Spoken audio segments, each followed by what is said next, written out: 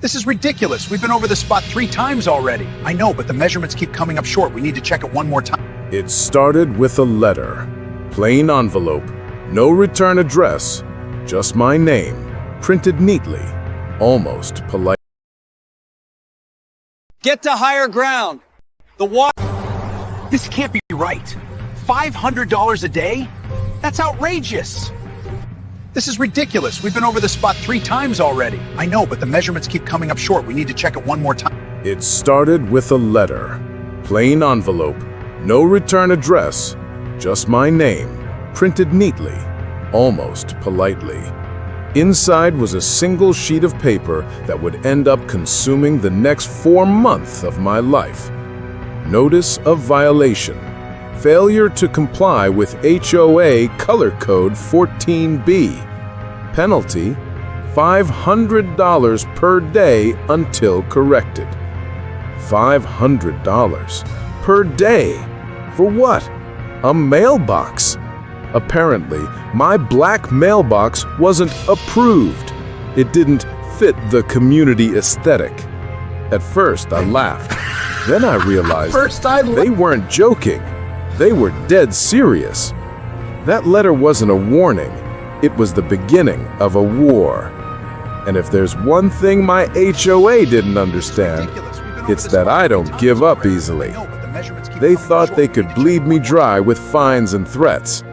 But by the time it was over, they're the ones paying the price. So, how do you outsmart an HOA that's drunk on power? Stay with me, because this story isn't just about a mailbox. It's about standing your ground when everyone else gives in. When I first moved into the neighborhood, I thought I'd found peace. Wide streets, perfect lawns, every house looked like it came out of a magazine. And behind it all, the HOA, the so-called guardians of community standards. They called themselves volunteers. But it didn't take long to realize they were more like self-appointed kings. The HOA president, Gary, loved power more than anything. He'd drive around in his golf cart every morning, clipboard in hand, like a sheriff patrolling his territory. Neighbors called him the enforcer. At first, I tried to stay invisible. I kept my yard trimmed, followed the rules, paid the dues. But the problem with HOAs like this is, even perfection isn't enough. If they can't find a problem, they'll invent one. It started small. A note about improper bin placement. Then, mailbox needs repainting.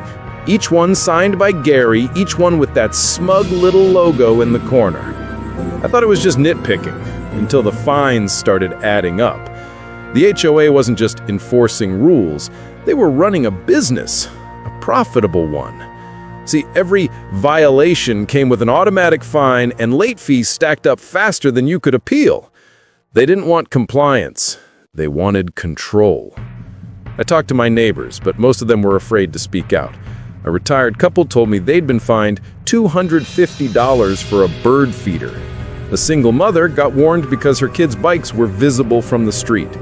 Everyone had a story, and everyone said the same thing. It's easier just to pay it. That's when I realized what was really going on. The HOA wasn't protecting the neighborhood, they were running it like a private fiefdom. And if you questioned them, they made you regret it. I decided I wasn't going to pay a single dime until I understood what was happening. So I started digging. The first thing I found was that most homeowners had no idea how the HOA actually operated. No one had seen the budget in years. Board elections happened quietly, usually with no challengers. Gary and his buddies kept re-electing each other. Then came the real kicker. Every violation notice had to be approved by 2 board members under state law. But all of mine had only one, Gary's. So I made copies, dozens of them. Every letter, every envelope, every date-stamped photo. I started keeping a file, my HOA war binder. Then I sent a polite email asking for a copy of their bylaws. They ignored me.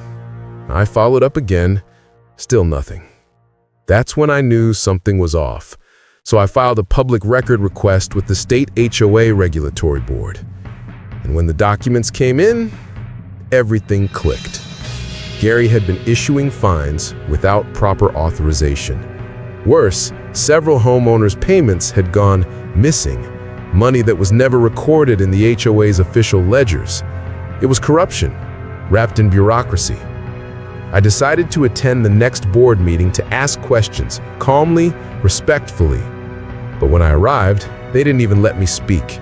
Gary smirked and said, "Comments from the floor are not permitted on compliance matters." That was their game, silence and intimidation. But that night, as I stared at that $500 a day notice, something inside me snapped. I wasn't angry, not exactly. It was more like a deep, quiet resolve. I was going to fight this. Not with shouting, not with threats, but with proof. For the next few weeks, I treated it like a second job. I researched case law, state statutes, HOA precedent rulings. I documented every interaction, dates, times, copies of emails. I even photographed the golf cart Gary used, parked illegally by the clubhouse. The deeper I dug, the uglier it got. It turned out Gary had been fining people selectively, targeting anyone who didn't fit in. Different paint color, old truck, small modification, all excuses to punish.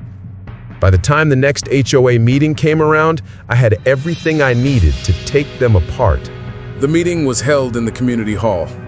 Cold fluorescent lights, folding chairs, and that same old air of fake politeness. When I walked in, Gary's face twitched. He didn't expect me to show up. I just smiled and took a seat. As the meeting dragged on, they finally got to compliance updates. Gary cleared his throat and said, "Lot 17, continued non-compliance. Total fines to date, $9,500. I raised my hand. "I'd like to respond to that." He hesitated, then nodded. I stood, opened my binder, and began reading from their own bylaws. Section 12.3. All violations must be validated by at least 2 board members. Then I held up my letters. Each one of these has one. Yours. The room went silent. Gary stammered something about procedure, but I kept going. I pointed out missing signatures, missing evidence, even a few notices that were backdated. Then I dropped the bombshell. I've already submitted all of this to the state HOA Regulatory Board, along with a formal complaint. That was the first time I saw fear in his eyes. People in the audience started whispering. One neighbor whispered, "Can he do that?" Yes, I could. I closed the binder. "Your actions are unlawful. Every fine you've issued against me and several others is invalid under Florida Statute 720.305. The color drained from Gary's face. I didn't raise my voice. I didn't threaten. I just left the binder on the table and walked out. The next day, the emails started coming in, from neighbors, from other board members. Some wanted to thank me. Others wanted to know what to do next. 2 days later, I got an official message from the HOA. Upon review, your outstanding fines have been rescinded due to administrative error. Administrative error. That's what they called months of intimidation. But that wasn't the end. Gary resigned a month later. The board held new elections, real ones this time. And for the first time, people cared enough to show up. When it all ended, the neighborhood changed. The fear was gone. People started talking again, over fences, at the mailboxes, during evening walks. It felt like a community, not a courtroom. The new board focused on real issues, safety, upkeep, and transparency. They posted budgets online, opened meetings to everyone, and scrapped ridiculous fines. For me, it wasn't about revenge anymore. It was about proving that silence is what keeps bullies in power. The funny thing is, My mailbox is still the same color, black, sturdy, a little worn from the weather. But now, every time I pass it, I see more than metal and paint. I see a reminder that when you stand your ground, even against something as small as a letter, you can change everything. The HOA tried to fine me $500 a day, but in the end, they paid the real price. Have you ever had to fight your HOA or a controlling neighbor who thought they ran the world? Tell me in the comments what happened when you stood your ground, because sometimes the quietest rebellion is the one that makes the most noise. If you enjoyed seeing Justice Served, make sure you hit subscribe, because the next HOA nightmare might just be wilder than this one. Don't miss it. They came in the dead of morning, armed with bulldozers and legal notices, ready to take my home apart. My neighbors watched in silence, some smirking, others shaking their heads as the HOA claimed I violated every rule they could invent. I had paid every fee, followed every regulation, yet here they were, acting like kings of a kingdom I didn't even know I lived in. And just when I thought it couldn't get worse, I discovered something about my family that made the HOA's power play look like child's play. What happens when the people trying to destroy you don't know who they're really messing with? Everyday life in our little lakeside community had always felt peaceful. Quiet streets lined with perfectly trimmed lawns, families waving as they walked their dogs, the occasional kids' laughter echoing from nearby yards. My mornings began with coffee on the porch, the sun glinting off the water, my family joking and planning the day ahead. We weren't flashy, we weren't confrontational, we simply loved our home and the freedom it gave us. But beneath the manicured lawns and polite smiles, the HOA watched every detail. Rules hung over the neighborhood like a shadow. What color you could paint your mailbox, how tall your garden flowers could grow, even how late you could park your car. Most residents ignored them quietly, paying fees and moving along. We never thought much about it until one small notice arrived in our mailbox, the language sharp and threatening, hinting at a violation we didn't understand. At first we laughed it off, thinking it must be a clerical mistake, but something in the tone, the insistence, made a chill run down my spine. The rules that had felt distant and abstract suddenly felt personal, invasive, like an invisible hand ready to crush anyone who stepped out of line. And though we had no idea yet, this tiny spark was about to ignite a conflict that would turn our peaceful lives upside down. Escalating tension. Each new scene should feel like the pressure is mounting. Fines get bigger, letters more threatening, board members more smug. The first warning signs felt small at first. A sharply worded email from the HOA about landscaping violations I didn't even know existed.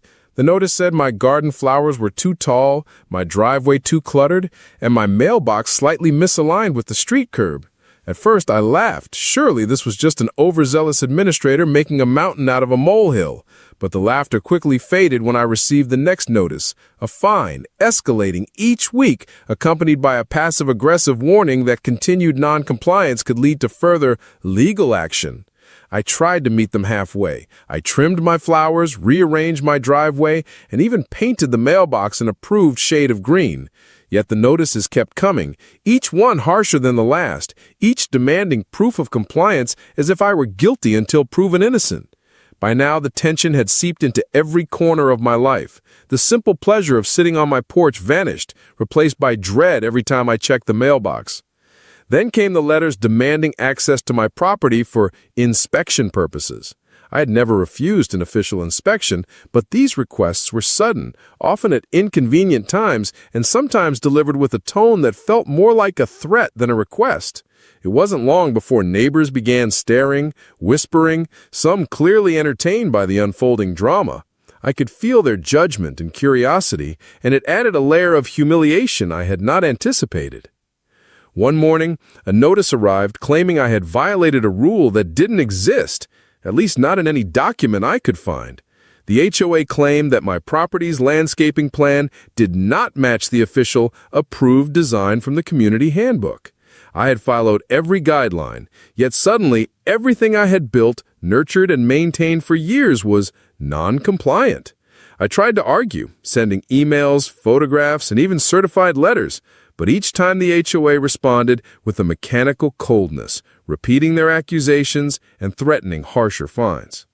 The tension escalated further when a local HOA board member showed up unannounced. He walked the property, taking photos, pointing out imagined infractions, and remarking on things that had never been questioned before. "We just want to keep the neighborhood uniform," he said, but the tone carried the barely concealed threat, a reminder that my home, my sanctuary, was under constant scrutiny. It was impossible to feel safe. Fines piled up faster than I could pay them, each letter arriving stamped with urgency and consequence. Electricity bills, water lines, plumbing, nothing was off limits. The HOA even claimed that a small decorative shed I had built in my backyard required retroactive approval, demanding immediate removal or face penalties. My frustration swelled, bordering on rage, as every attempt to comply seemed to only fuel their determination to torment me. The breaking point came when I discovered that the HOA had begun discussing my property at community meetings, framing me as a disruptive, rule-breaking resident. Friends and acquaintances whispered behind my back. Even those who had been supportive seemed nervous, unsure if aligning with me might make them the next target. Isolation, humiliation, and helplessness wrapped around me like a cold fog. Back in my home, at night I pored over the HOA guidelines again, comparing every letter, every rule, every nuance. I meticulously documented each interaction, each notice, each fine, preparing for the inevitable escalation. But the more I dug, the more apparent it became. The HOA was operating in a gray area, bending rules to intimidate rather than enforce. Their power wasn't based on fairness, it was based on fear. And then, just when I thought I had anticipated everything, a letter arrived that changed everything. It was marked "Immediate Action Required," and it referenced multiple alleged violations, fines, and threats of property liens. But buried in the formal language was a line that made my blood run cold. Failure to comply will result in physical remediation of the property at the owner's expense. In other words, they were planning to come onto my land and physically alter or remove structures that had been part of my home for years. My heart raced as I read it. Was this legal? Could they really do that? I felt cornered, suffocated, and yet a strange resolve began to take root.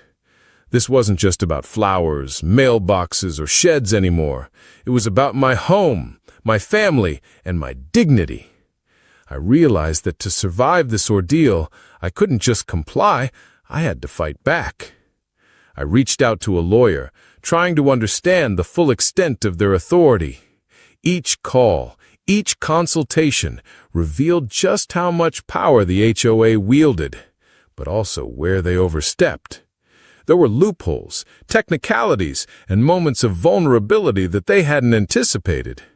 Slowly, a plan began to form in my mind, not out of malice, but necessity. But as the days passed, the tension only grew. Unmarked cars began parking near my home.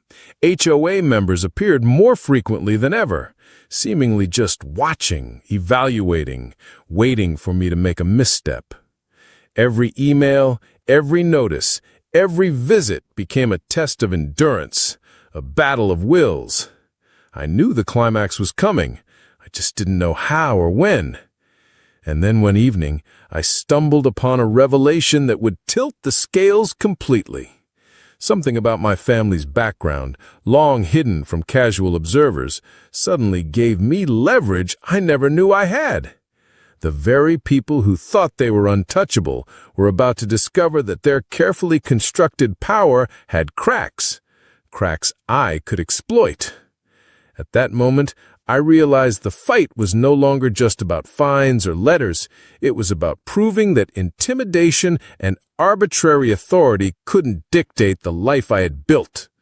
The next steps I took would shock the HOA, bewilder the neighbors, and change the course of our lives forever. The morning air felt heavier than usual, thick with tension, as if the sky itself knew what was about to unfold. For weeks, the HOA had pushed, threatened, and cornered me, each letter, each fine, each unannounced inspection ratcheting up the pressure. But today was different. Today, I refused to feel helpless any longer. My family stood behind me, a quiet, unwavering wall of support, and together we prepared for the showdown that had been looming for months. The HOA board arrived precisely at 9, just as the notice had warned. Dressed in their polished suits, clipboards in hand, they marched onto my property with the confidence of people who believed their power was absolute.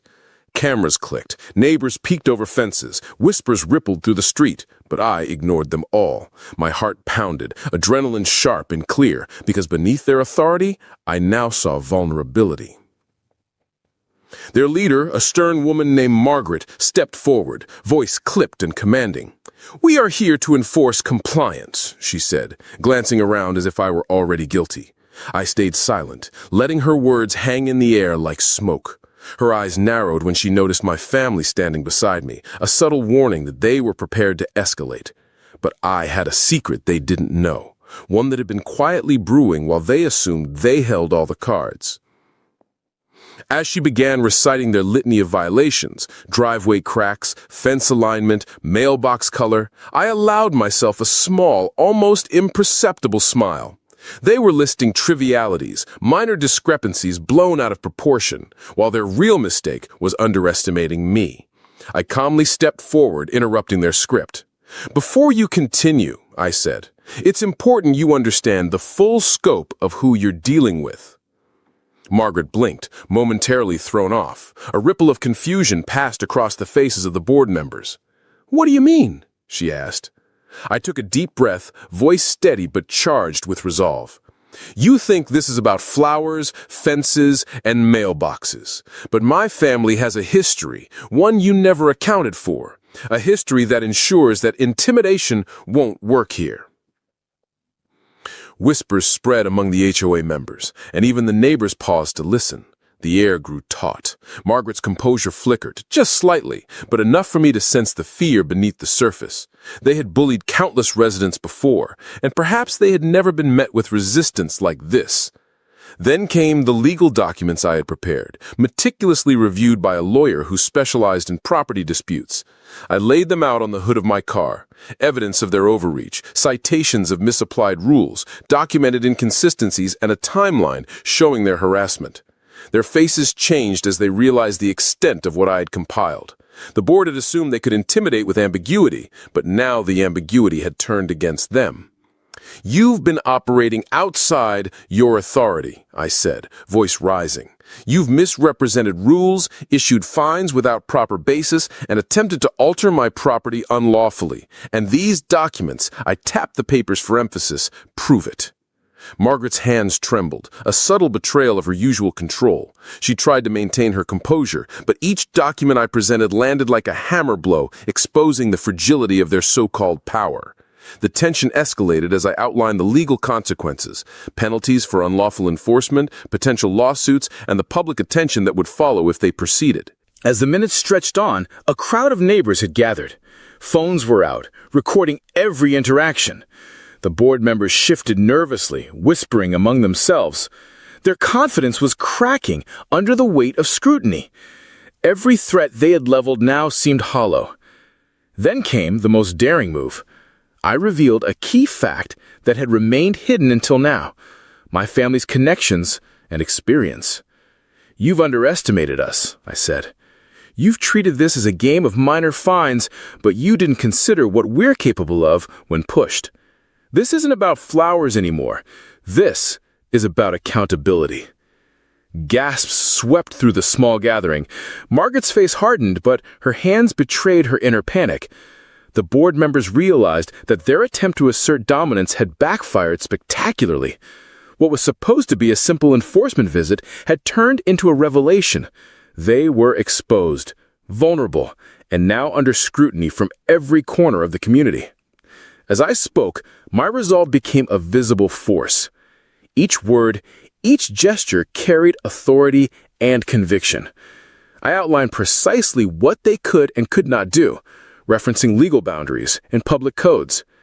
Every attempt they made to interrupt or intimidate was counted with fact, documentation, and calm precision. Their voices grew strained, defensive, and desperate, as the room filled with murmurs of neighbors witnessing the spectacle. By now, the HOA's intimidation tactics had completely unraveled. Margaret attempted one last warning, a feeble claim that they would escalate if I didn't comply.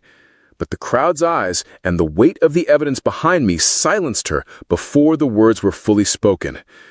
I could feel the energy shift, the fear in their posture, the hesitation in their gestures. The balance of power had tipped completely. I paused, letting the moment linger. The board, who had entered with certainty and pride, now faced the consequences of underestimating a homeowner who refused to be bullied. And then, just as the tension peaked, a neighbor stepped forward, nodding subtly, signaling support, and silently validating the stand I had taken. The weight of community scrutiny pressed down, leaving the HOA stunned and off balance. But even as I felt a surge of vindication, I knew this wasn't the end. The documents, the exposure, and the legal pressure had shifted the battle, but there were still consequences to navigate.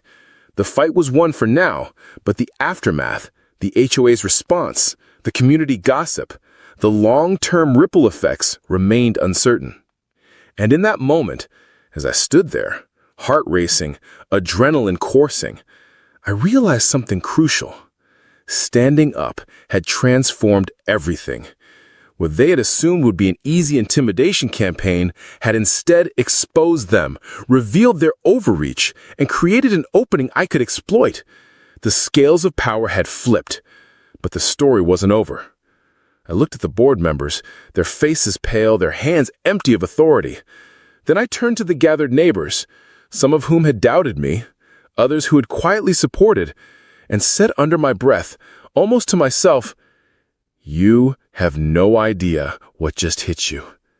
It was the climactic turning point, the moment where fear, strategy, and courage collided. And as the HOA retreated, flustered and broken in confidence, I knew the resolution was near. But the consequences of this confrontation would echo far beyond this single day. The community, the board, and my family's lives were all about to be changed forever. The dust had barely settled when the reality of what had just transpired began to sink in. The HOA board had retreated from my property, their once imposing posture diminished to nervous compliance. Neighbors who had once whispered judgments now approached cautiously, some with nods of respect, others with hesitant curiosity. For the first time in months, the oppressive weight of surveillance and arbitrary authority was lifted, replaced by a fragile sense of relief. In the days that followed, the immediate consequences of the confrontation became apparent. The HOA, forced to reckon with the legal documentation I had presented, issued a formal statement retracting the baseless fines and acknowledging the misapplied rules. Though their pride remained bruised, they were effectively neutralized in their ability to intimidate or manipulate me further. The inspection requests stopped, the threatening letters ceased, and the subtle but constant monitoring of my property vanished. Yet the victory was not just procedural, it was deeply personal. I could finally walk through my yard without that knot of dread tightening in my chest. Mornings returned to a semblance of normalcy, with sunlight reflecting off the lake, my family joking and planning our days without the constant interruption of another notice or unannounced visit. Each trivial act of enjoying our home, watering the garden, fixing a broken fence, or even parking in our driveway was now imbued with a quiet triumph, a reclaiming of territory that had been psychologically compromised for too long. The broader community, too, felt the ripple effects. Those who had once silently observed or even participated in the subtle enforcement culture began to question the HOA's motives. I received messages from neighbors who had endured their own frustrations but felt powerless, thanking me for standing up and demonstrating that resistance was possible. Small acts of rebellion emerged throughout the neighborhood.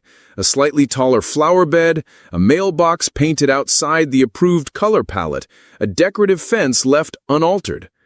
The invisible hand of conformity had loosened its grip, replaced by cautious but growing confidence. Of course, not every response was positive. The HOA leadership attempted to salvage their authority through procedural maneuvers, subtle changes to bylaws, whispers of rule enforcement elsewhere, but these actions lacked the previous weight. The legal documentation I had meticulously compiled now acted as a protective shield, a barrier that rendered further intimidation ineffective. Each attempt to assert power now met with calm, informed resistance, leaving the board visibly frustrated, their intimidation tactics nullified. Within my family, the impact was equally profound. The months of stress, tension, and fear had bonded us in unexpected ways. We had discovered reserves of patience, strategic thinking, and courage that we had not realized existed. Evening conversations by the lake were no longer tinged with worry about the next HOA notice. Instead, they were filled with planning, dreams, and humor. Our home had become a sanctuary once again, a space where autonomy and respect were restored. Triumphant but reflective, calm yet powerful. The confrontation also offered lessons that extended beyond property boundaries. I realized that power, when unchecked, thrives on secrecy, fear, and assumed compliance. By shedding light on the HOA's overreach, documenting every interaction, and understanding the legal framework, I had shifted the power balance. Knowledge and preparation had become the ultimate weapons, reinforcing the notion that authority alone does not guarantee control. Understanding and courage do. The HOA's retreat, however, was only the beginning of a longer-term narrative. I initiated a series of community workshops aimed at educating residents about their rights, the limitations of HOA authority, and strategies for peaceful resolution of disputes. Attendance grew steadily, with neighbors sharing experiences, asking questions, and slowly dismantling the culture of fear that had persisted for years. What began as an individual struggle transformed into a collective awakening, where empowerment replaced intimidation and informed action supplanted blind compliance. Legal consequences for the HOA were also inevitable. The documented overreach opened avenues for potential litigation, compelling the board to engage in a formal review process. Although no immediate lawsuit was necessary, the threat alone ensured that future enforcement actions would be scrutinized and moderated. The board learned, often reluctantly, that arbitrary power could be countered, that threats must be backed by lawful authority, and that community accountability could not be ignored. Reflecting on the ordeal, it became clear that the most significant victory was intangible, yet deeply felt. It wasn't merely the removal of fines or the cessation of inspections, it was the reclaiming of autonomy, dignity, and peace of mind. The sense of empowerment that flowed from standing firm, documenting thoroughly, and calmly asserting rights was transformative. Even those who had once doubted my ability to confront the HOA now recognized that courage, coupled with strategy, can shift the most entrenched power dynamics. The long-term consequences extended beyond our property line. The neighborhood's social fabric had subtly shifted. Residents began to engage more openly in discussions, challenging unreasonable directives, and gave way to a cautious but active engagement with the HOA, fostering a more balanced environment. While disputes still arose, they were now met with informed dialogue rather than passive compliance or secretive rebellion. Financially, the resolution brought relief as well. Fines and threatened fees were nullified, inspections ceased, and the potential legal liabilities for unlawful enforcement deterred the HOA from aggressive tactics. Resources that would have been spent on compliance or defense could now be redirected toward home improvements, community engagement, or simply enjoying the fruits of labor unencumbered by fear. Emotionally, the experience left a lasting imprint. My family had endured tension, uncertainty, and threats, yet emerged stronger, wiser, and more confident. The ordeal highlighted the importance of documentation, vigilance, and proactive engagement. It also underscored that even in seemingly small communities, power structures can have a profound impact on daily life, and that standing up for what is right, even in the face of fear, can inspire change far beyond the immediate conflict. As weeks turned into months, the story of our confrontation spread quietly but deliberately through the neighborhood. Neighbors began sharing anecdotes of similar experiences, discussing strategies, and supporting one another when disputes arose. The HOA, now more cautious and restrained, had lost its aura of absolute control. The balance of authority shifted toward transparency, accountability, and community-informed decisions. A lasting impact born from one decisive stand. Ultimately, the resolution carried a simple but powerful lesson. No entity, no matter how imposing it may appear, is untouchable when confronted with knowledge, courage, and persistence. By carefully documenting actions, standing firm, and leveraging both legal and social understanding, it is possible to transform a situation of intimidation into one of empowerment and lasting change. In the end, as I walked through my garden and gazed across the lake, a sense of peace washed over me. The home that had been threatened, scrutinized, and harassed now stood as a symbol of resilience. The HOA's attempt to assert dominance had failed, and in its place, a community slowly awakened to the reality that power is never absolute and courage is contagious. The final takeaway, whispered to myself as the sun set over the lake, was clear. Intimidation thrives in silence, but knowledge, preparation, and resolution can turn fear into triumph and change a community forever. They told me not to ask questions. They told me not to poke around in places that didn't concern me. But what if the very thing they were hiding was sitting in plain sight all along? In the middle of our neighborhood stood a house, boarded up, forgotten, and officially erased from every HOA record. But when I pushed back against their warnings and stepped inside, I discovered why they wanted it hidden. What I found would send shivers down my spine. And once it came to light, it would change the entire community forever. Did you dare to open the door to a house your HOA swore never existed? At first, life in the neighborhood seemed perfect. The kind of place where lawns were trimmed like green carpets, mailboxes gleamed with a fresh coat of paint, and neighbors waved politely but rarely lingered long enough for real conversation. It was orderly, predictable, and tightly controlled. For the family who had moved in only a year earlier, this was supposed to be their escape. They wanted quiet weekends, safety for their kids, and the kind of stability that came from living in a well-managed community. The HOA promised all of that, and on the surface they delivered. But something always felt off. On walks with their dog, the family noticed one house that didn't match the perfection surrounding it. The grass grew tall, vines snaked up the siding, and the windows were sealed tight with weathered boards. No one came and went. Children whispered about it on their way to school, daring each other to run up and touch the peeling front door before sprinting away. When they asked about it at the next HOA meeting, the room went quiet. The president cleared his throat, brushed the question aside, and moved on to the next agenda item. No explanation, no discussion, just silence. It was strange, yes, but in a neighborhood where rules dictated even the color of your blinds, the silence felt heavier, more intentional. And deep down, the family knew this house was the thread that, if pulled, would unravel everything the HOA had worked so hard to control.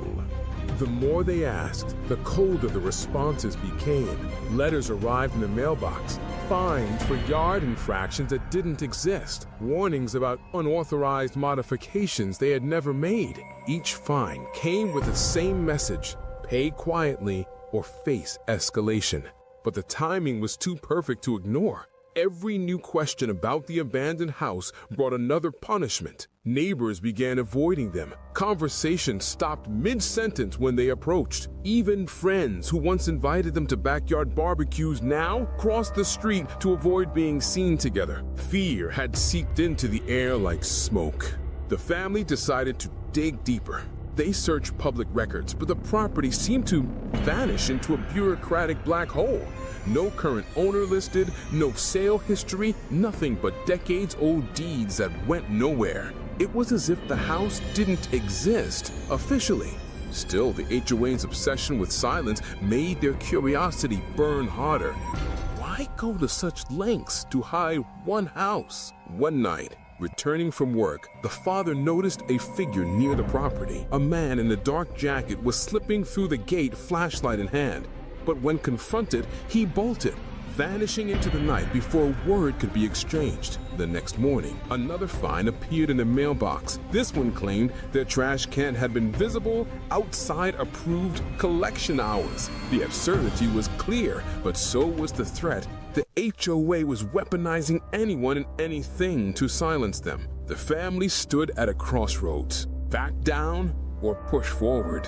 They chose the latter. Late one evening, under cover of darkness, they cut through the padlock on the side gate of the abandoned house. The boards creaked, dust filled the air, and the smell of rot clung to the walls. Flashlights revealed peeling wallpaper, overturned furniture, and stacks of unopened HOA letters, dozens of them, years worth, stuffed into a corner like someone had abandoned their life overnight. And in that moment, it became clear.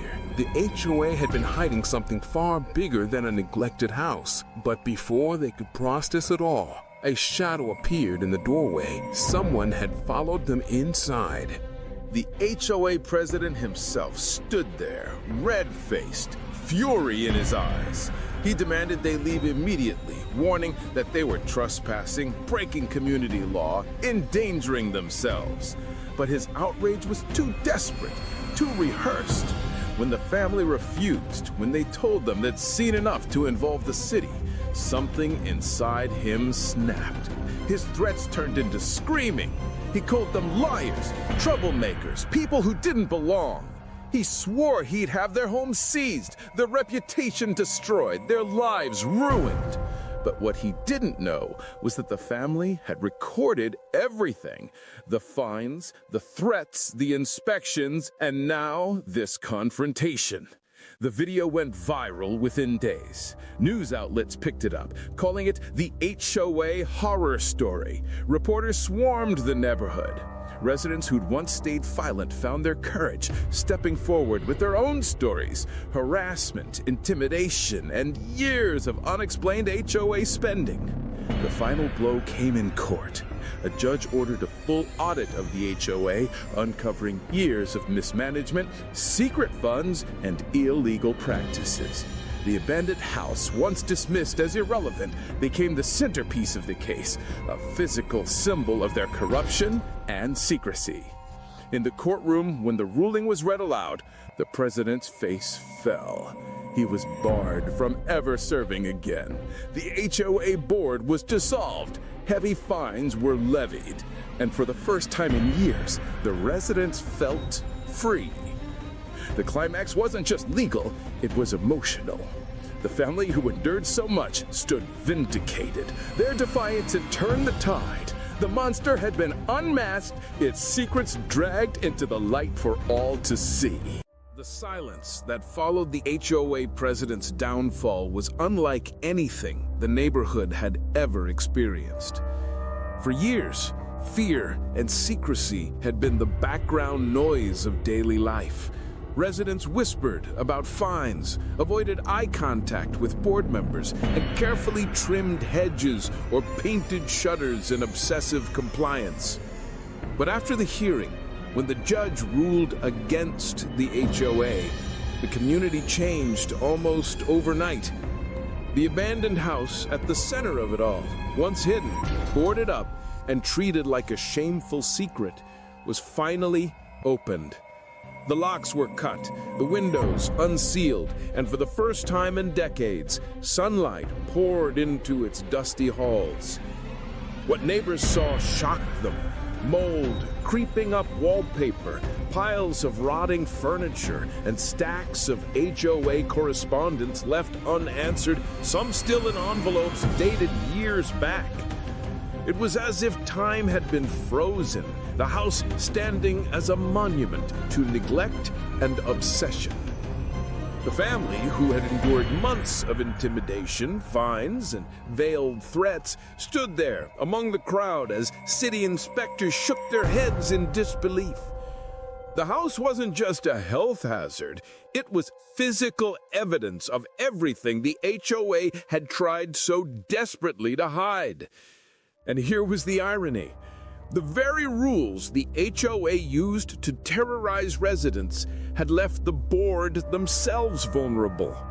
By keeping the property hidden, refusing to disclose ownership, and silencing anyone who asked questions, the leadership had violated transparency laws and concealed community records. When that came to light, the ruling was swift. But the true impact wasn't just in legal victories. It was in the shift of power. For the first time, neighbors who once avoided each other now gathered in the street, talking openly, no longer afraid. They formed a committee, not of control, but of accountability.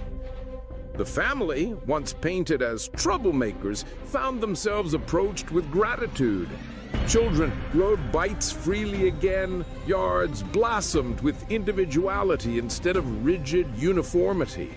And the abandoned house was eventually restored, not by the HOA, but by a collective of residents who wanted to turn a symbol of secrecy into one of rebirth. The scars remained, yes, but the lesson was clear. Power, when unchecked, festers, and silence only feeds it. The final town hall meeting brought everything full circle. Residents gathered in the newly restored house, its walls freshly painted, the air smelling of wood polish instead of mildew. The family spoke not of revenge, but of truth. This house was hidden from us for years, but maybe that's the real lesson. Secrets, when left in the dark, grow into monsters. What destroyed this community wasn't just neglect, it was silence. Never again should we let fear stop us from asking questions, from standing up when something feels wrong. The applause was thunderous. And from that moment, the abandoned house wasn't just bricks and wood anymore. It was a story, a warning, a reminder that communities must be built on trust, not fear. And maybe, as you watch this now, you should ask yourself, if there was an abandoned house on your street, one your HOA swore didn't exist, would you have the courage to open the door? Think your HOA holds all the power? Think again. What I'm about to show you are 5 shocking legal loopholes buried deep inside HOA rules. Loopholes that can erase fines, expose their mistakes, and make them back off fast. Stay tuned, because once you know these, your HOA will never look at you the same way again. Ever felt like your HOA is just waiting to slap you with another ridiculous fine? Wrong shade of beige on your fence? A flower pot 2 inches too tall? Yeah, that's how they get you. But here's what they don't want you to know. Those rules they hide behind? Full of loopholes. Legal ones. And if you know how to use them, you can turn their own system against them. Today, I'm exposing 5 shocking HOA loopholes that real homeowners have used to erase fines, stop harassment, and even make the HOA back off completely. Stick around, because number 5, that one's the nuclear option. HOAs were created to protect property values, but too often they act like mini dictatorships, handing out tickets for brass height and threatening liens over a rusty mailbox. Most homeowners don't realize that HOAs are corporations, not governments. And that means they're legally bound by specific rules, corporate bylaws, fair housing laws, and state regulations. If you read the fine print and know your rights, you can actually outsmart them legally. No screaming matches, no lawsuits, just smart strategy. All right, now that you're ready to fight back the smart way, let's jump into loophole number 1, where you use their own bylaws to stop fines before they even start. Loophole number 1, the proof or it didn't happen rule. Here's the first shocking truth your HOA hopes you never find out. They can't legally fine you without evidence. Sounds obvious, right? But you'd be shocked how many HOAs send out automatic fines based on a random complaint, a blurry photo, or sometimes nothing at all. Let's say you get that dreaded envelope, violation notice. You open it and see unapproved paint color on garage door, $150 fine. Most homeowners panic. They either rush to repaint or worse, pay the fine just to avoid trouble. That's exactly what your HOA counts on, intimidation and silence. But here's what they don't expect. You standing your ground legally. The moment you receive that letter, don't argue and don't apologize. Instead, calmly send this response, and yes, do it in writing. Please provide dated photographic evidence of the alleged violation, the name of the board member or inspector who confirmed it, and a citation of the exact HOA bylaw that was violated. That one paragraph changes everything. Because by law, and according to most HOA governing documents, they can't enforce a fine unless they have 1. Verifiable proof of the violation, 2. Gave proper written notice according to procedure, 3. Allowed you a chance to appeal before the fine was finalized. Miss any of those steps? Boom! Their entire case collapses. Here's the real kicker. In actual cases from states like Florida and Texas, homeowners have had hundreds or even thousands of dollars in fines completely erased, not because they hired fancy lawyers, but because the HOA couldn't back up its claims with valid proof. Remember, HOAs act tough because they expect you not to question them. But when you calmly demand evidence, in writing, you expose the weak link in their system. So next time a fine letter hits your mailbox, don't panic, don't argue. Just say, show me the proof. That's loophole number 1, and it's the first step to turning their own rulebook into your greatest weapon. Loophole number 2, the bylaw trap they don't want you to read. All right, now that you've demanded proof and thrown them off balance, let's talk about their biggest weakness, their own rulebook. Every HOA operates under a set of documents called Covenants, Conditions, and Restrictions, the CCRARs. Sounds boring, right? That's what they want you to think. Because buried inside those pages are loopholes that can completely kill a fine before it ever sticks. See, most HOAs assume homeowners never actually read these rules, so they'll fine you for things they think are against policy even when the CCRARs don't clearly support it. For example, they might claim your pickup truck violates the No Commercial Vehicles rule, but if that rule doesn't define what a commercial vehicle actually is, it's vague and legally unenforceable. Or maybe they fine you for installing a new mailbox without approval. But if the rulebook doesn't specify the approval timeline, they're required to respond within a reasonable period. If they don't, you win by default. Here's how you use this loophole. Go through the exact section of the bylaw they quote in your violation notice. Read it carefully, word for word. If it's vague, outdated, or doesn't clearly apply to your situation, you can write back, according to section, insert number, of the HOA CCARARs, this rule does not specifically prohibit my action. Please cite the exact clause supporting your claim. That one line sends chills through every board member's inbox because it proves you've done your homework. Most HOA board members aren't lawyers. They rely on intimidation, not precision. When you hit them with their own language, you instantly flip the power dynamic. And just like that, loophole number 2 lets you turn their bylaws into your legal armor. Loophole number 3, the meeting minute miracle. If you've ever wondered how HOAs get away with sudden rule changes or mystery fines, this one's for you. Most homeowners don't realize this. HOAs are legally required to keep public records of all meetings, votes, and rule changes. They're called meeting minutes. And here's the loophole. If the rule they fined you for wasn't officially voted on or recorded in those minutes, that fine isn't valid. It's just paper intimidation. Let's say they fine you for leaving your trash cans out for too long. You check the rulebook. Nothing specific. So you politely email the HOA and request the meeting minutes from the date that policy was approved. If they can't produce it, boom! You've just exposed a procedural violation. That fine can be voided because the HOA didn't properly document the rule's adoption. And here's where it gets even juicier. If they refuse to give you the minutes, that's a violation too. Under most state HOA acts, yes, even in strict states like Florida, California, and Texas, homeowners have the right to access association records within a reasonable time frame. So if they stall or can't find them, your next move is simple.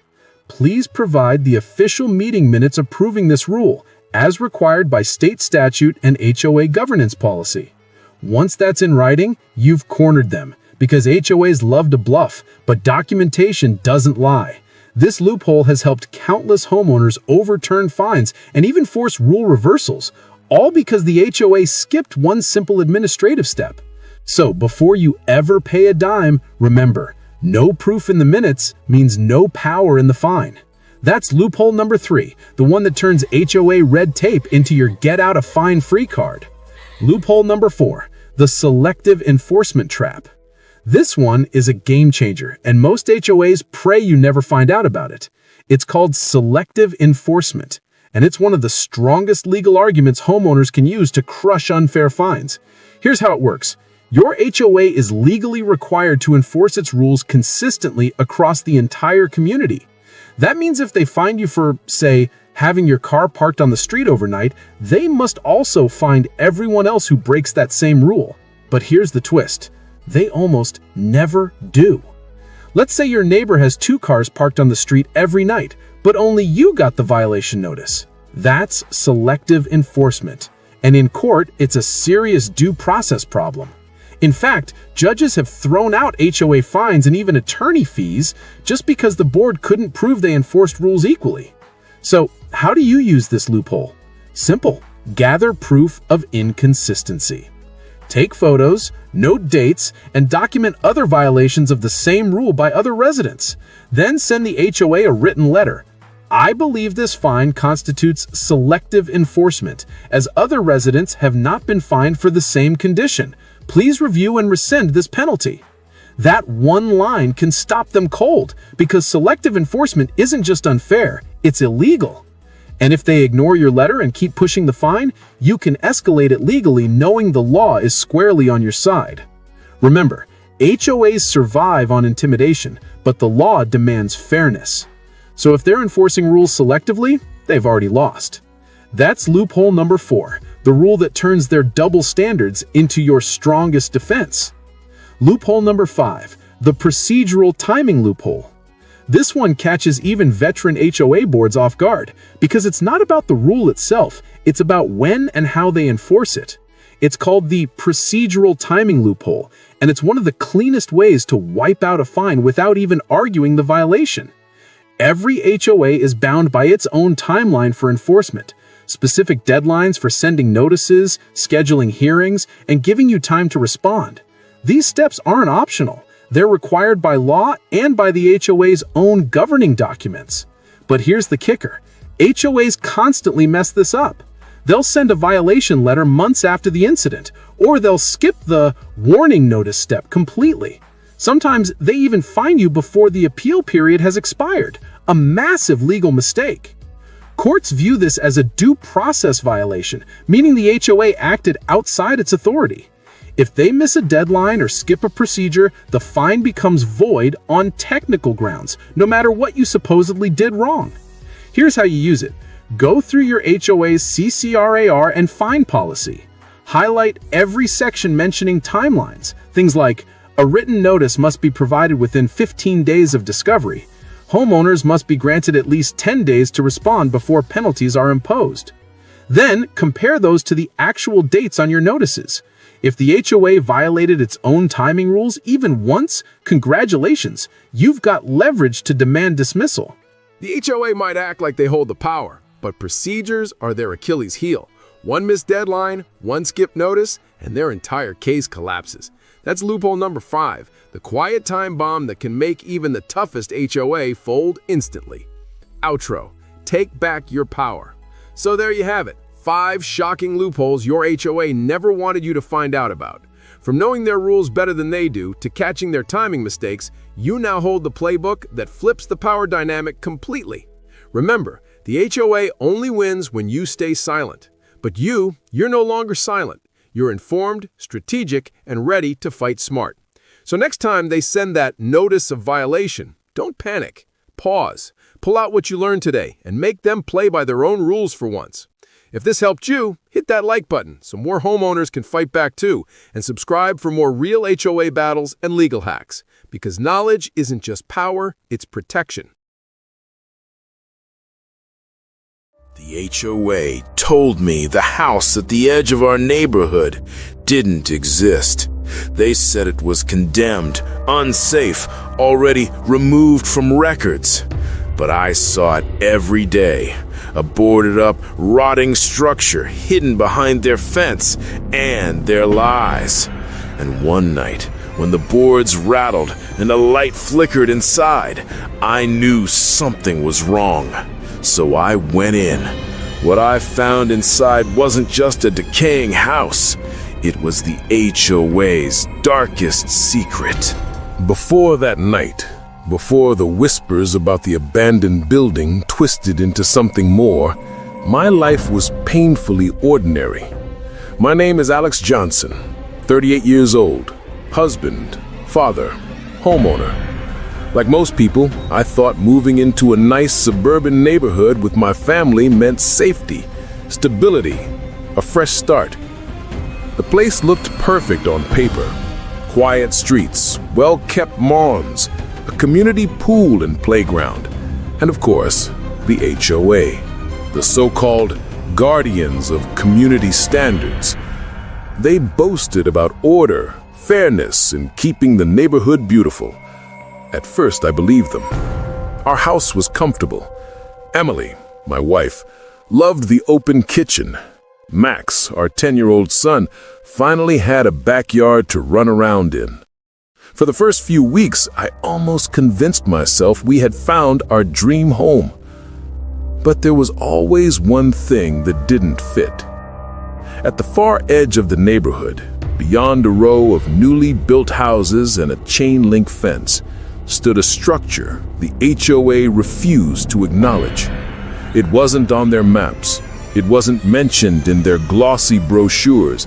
And if you asked about it at a meeting, the board members would wave you off, saying, "That's just a condemned site. Don't worry about it." But I worried. The building was old, much older than the rest of the development. 2 stories, slouched forward as if it carried centuries of secrets on its broken beams. The paint peeled in long strips, the windows were boarded, and the roof sagged under the weight of moss and decay. Yet something about it refused to disappear, like a scar on perfect skin. Whenever I drove past, Max would go quiet in the back seat, his eyes fixed on the house. "Why doesn't anyone fix it?" he asked once. I didn't know how to answer. Emily said it gave her chills, like it was watching us. At night, the place came alive in strange ways. Sometimes I swore I saw faint light slipping between the cracks of the boards. Sometimes, on still evenings, a sound carried across the empty lot, a groan of wood, a slam like a door forced shut, with a whisper of something moving inside. I mentioned it at an HOA meeting once. Margaret, the board president, froze for a moment before giving her polished smile. She was in her 50s, always in a sharp suit, hair perfect, voice dripping with authority. "There is no house there, Mr. Johnson," she said firmly. "That land is off limits. Dangerous. Please don't bring it up again." No house? I'd seen it. My family had seen it. We drove past it almost every day. How could she stand there and lie so effortlessly? That was the first hint that something about this neighborhood wasn't as perfect as it pretended to be. And little by little, that truth began bleeding into our lives, pulling us toward a confrontation we never asked for, but one we couldn't escape. The first real crack appeared 3 weeks after I questioned Margaret about the abandoned house. It started small. A letter on break white HOA stationery slipped into my mailbox. Notice of non-compliance. Your lawn is 2.3 inches above approved length. You have 7 days to correct this violation or face fines. Ridiculous. I had just mowed the yard 2 days earlier. Still, I shrugged it off and cut the grass again, thinking maybe the HOA was just strict. Then came the next letter. Violation. Unapproved mailbox paint must be rectified immediately. Then another. Trash bin visible from the street. $50 fine. It didn't stop. Every week, a new notice arrived. Emily joked that Margaret probably had binoculars trained on our house, but her laugh was tight, nervous. Max asked why we were in trouble all the time. I didn't have an answer. One evening after work, I drove past the abandoned building again. The sky was heavy with storm clouds, the last light of the sun bleeding red across the horizon. I slowed the car, staring at the dark silhouette leaning over the lot. For a moment, I swore I saw movement in one of the upstairs windows, just the faintest shadow slipping past. The next morning, another letter was waiting in the mailbox. No violation this time. Just a single line, handwritten instead of typed. Stay away from the old house. No signature, no HOA stamp. Just those 6 words. I took the letter inside and laid it on the kitchen counter. Emily's face went pale when she read it. This isn't just rules anymore, Alex. This is a threat. I wanted to agree, but something inside me rebelled. The more they pushed me away, the more I wanted to know why. Why deny the existence of a house we could all clearly see? Why warn me off? That night, I decided to go closer. I waited until nearly midnight when Emily and Max were asleep. The neighborhood was quiet. Too quiet, like the silence was listening. I slipped on my jacket, grabbed a flashlight, and walked down the road toward the fence that separated the houses from the condemned lot. The chain link sagged in the middle, easy enough to climb. As I dropped to the other side, the air felt heavier, thicker, as if the world itself didn't want me crossing this line. The building loomed ahead, broken and skeletal, yet somehow alive. I shined my flashlight on the rotted siding, paint curled like dead skin.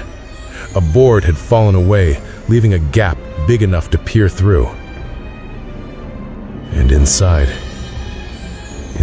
there were marks. Not graffiti, not the scrawls of bored teenagers. These were carved into the walls. Circles, triangles, jagged shapes that seemed to twist the longer I looked at them. My light flickered as if struggling against some unseen current. Then a sound echoed from within. Tap. Tap. Tap. Slow. Deliberate. Like footsteps pacing just out of sight. I stumbled back, heart pounding. That's when I noticed it. A camera, new, shiny, mounted on a pole just outside the lot. Its lens pointed directly at me. Someone was watching. The next day, 3 men from the HOA showed up at my house. They didn't knock. They just stood on the sidewalk in their matching polos, arms crossed, sunglasses hiding their eyes. Margaret appeared a few minutes later. She smiled as though nothing was wrong, then handed me a thick envelope. "We've decided to raise your annual HOA fees," she said smoothly. "Failure to comply will result in further action." I wanted to ask about the building, about the camera, about the letter. But her eyes were sharp, cold, daring me to speak. That night, Emily begged me to let it go. "They're targeting us, Alex, don't you see? If you keep pushing, they'll drive us out." Maybe she was right. But every time I closed my eyes, I saw those strange markings on the wall. I heard that steady tap, tap, tap. And deep down, I knew. Whatever was in that abandoned house, the HOA wasn't just hiding it. They were protecting it. Or maybe serving it. The second visit wasn't planned. It was a compulsion. One stormy night, lightning split the sky, and I saw the building silhouette burning against the horizon. I couldn't resist. I crossed the fence again, my flashlight shaking in my grip. The air inside was worse, thick with mold, dust, and something metallic. The carvings were everywhere, etched into the wood, the stone, even the floorboards. Circles within circles. And in the center of the basement floor, charred lines forming a crude ring. Blackened candles, melted long ago, sat at its edges. That's when I heard it. A whisper. Not outside, not behind me. Inside my head. "Leave." The flashlight went out. In the pitch dark, the tapping returned. Louder this time, coming closer. I scrambled toward the stairs, but before I reached them, headlights burst through a broken window. Outside, HOA trucks, men spilling out, flashlights sweeping the lot. Margaret's voice carried above the storm. "You weren't supposed to see this, Alex." I ducked behind a crumbling wall as footsteps thundered across the floor above me. "We kept you safe, all of you, and you had to dig." Her voice wasn't calm anymore. It was shrill, desperate. I bolted up the stairs, my breath ragged, and burst through the door. Rain poured down as Margaret and her board closed in. But then, the ground shook. The abandoned building groaned, wood splintering, as if something inside was waking up. The HOA members froze, their flashlights jerking toward the house. And in that moment of chaos, I ran. I didn't stop until I was back home, drenched, shaking, Emily clutching me as I collapsed at the door. When the sirens faded and the squad cars rolled away with Margaret and her board, I thought, naively, that it was over. Neighbors whispered, the sheriff promised investigations, and demolition crews came. But the building wouldn't die. Equipment failed, chains snapped, workers quit. At night, the light in the window burned brighter. Max whispered that the lady in the window waved at him sometimes. And one night, I saw it too. Not a trick of the eye, not a shadow. A figure, standing in the window, waving. And this time, she wasn't waving at Max. She was waving at me. They thought they had me cornered. The HOA claimed my car was a violation. Too old, too visible, not up to community standards. One morning, I walked outside and found the bright orange stickers slapped on my windshield. Tow notice. My stomach dropped. They gave me 48 hours before my car was gone forever. But here's the thing. I wasn't about to let them win.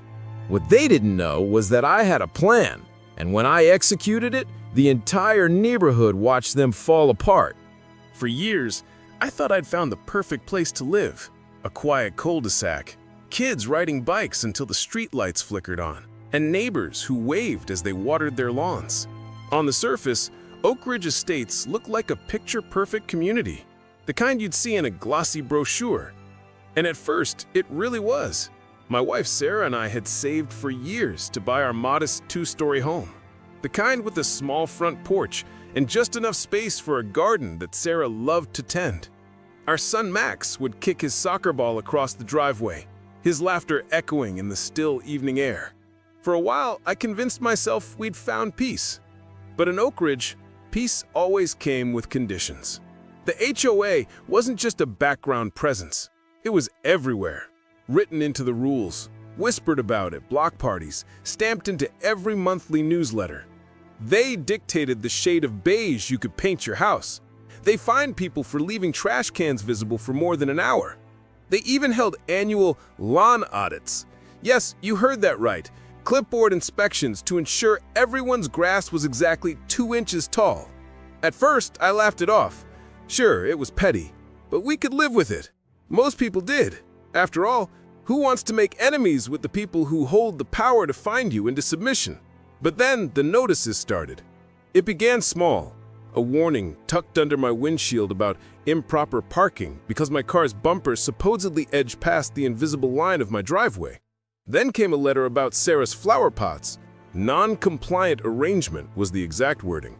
The absurdity almost made me laugh. Almost. And yet, behind the laughter was something colder. Because it wasn't just about the rules. It was about control. The HOA, and especially its president, Margaret, the woman everyone quietly referred to as the Iron Fist in a cardigan, thrived on control. She had a reputation for turning neighborly disputes into written violations, for showing up uninvited to inspect backyards, and for filing complaints about things no normal person would ever notice. I tried to brush it off. I told myself not to take it personally, but I could feel it building, like storm clouds gathering on the horizon. And then, one morning, I saw it. An orange sticker slapped across my windshield, a tow notice. My car, the same one I parked in my driveway every single day, was now deemed a community hazard. At that moment, I realized this wasn't just about a car. It was about pushing back against a system that thrived on intimidation. And I knew the fight was about to begin. At first, I thought the orange tow sticker was a mistake. Maybe someone from the HOA had walked by too quickly, confused my car for a guest's, and slapped it on. Mistakes happen, right? But when I peeled it off the windshield and read the words stamped in bold, "Vehicle in violation, subject to towing within 48 hours, a chill crept through me. It wasn't a mistake. The letter that followed made that clear. The HOA claimed my car violated community parking compliance, a phrase so vague it could mean almost anything. I wasn't parked on the street. I wasn't blocking a hydrant. I wasn't even close to my neighbor's driveway. I was parked on my own property. Still, they insisted I move it or lose it. Sarah thought I was overreacting. "Maybe just park in the garage," she said, trying to calm me down. But it wasn't that simple. My garage was already full, not with junk, but with the normal storage every family has. Bikes, tools, boxes of holiday decorations. The garage wasn't meant to fit both my car and our lives. And besides, why should I have to? This was my driveway, my property, my right. But the HOA didn't see it that way. Within days, more notices arrived. One for the non-compliant shrubbery Sarah had planted. Another for Max leaving his soccer ball in the yard overnight. Each violation carried a warning, and each warning carried the threat of fines. It felt deliberate, like they weren't just enforcing rules, they were testing me. The tension in the house grew heavier. Every time I opened the mailbox, I braced myself for another notice. Every time I saw Margaret walking her morning route with her clipboard, my stomach tightened. She didn't just glance at our house, she inspected it. Her eyes darted over every detail, like a hawk looking for prey. Then came the day I almost lost my car for good. It was a Saturday morning when I stepped outside and froze. A tow truck idled at the end of my driveway. The driver, a man in a neon vest, leaned against the door, clipboard in hand. He wasn't here by chance. He was here for my car. "Excuse me," I said, voice tight. "What do you think you're doing?" He didn't even look embarrassed. He just shrugged. "Got a call from the HOA. Said this vehicle's unauthorized. Papers are signed." My chest pounded. Unauthorized? It was my car, my driveway, my home. I demanded to see the paperwork. Sure enough, stapled to the top was a notice stamped HOA Enforcement Authorization, and at the bottom, in a neat cursive signature, was Margaret's name. For a split second, I thought I'd lost. But then something clicked. I asked the driver a simple question. "Do you see a city seal anywhere on that form?"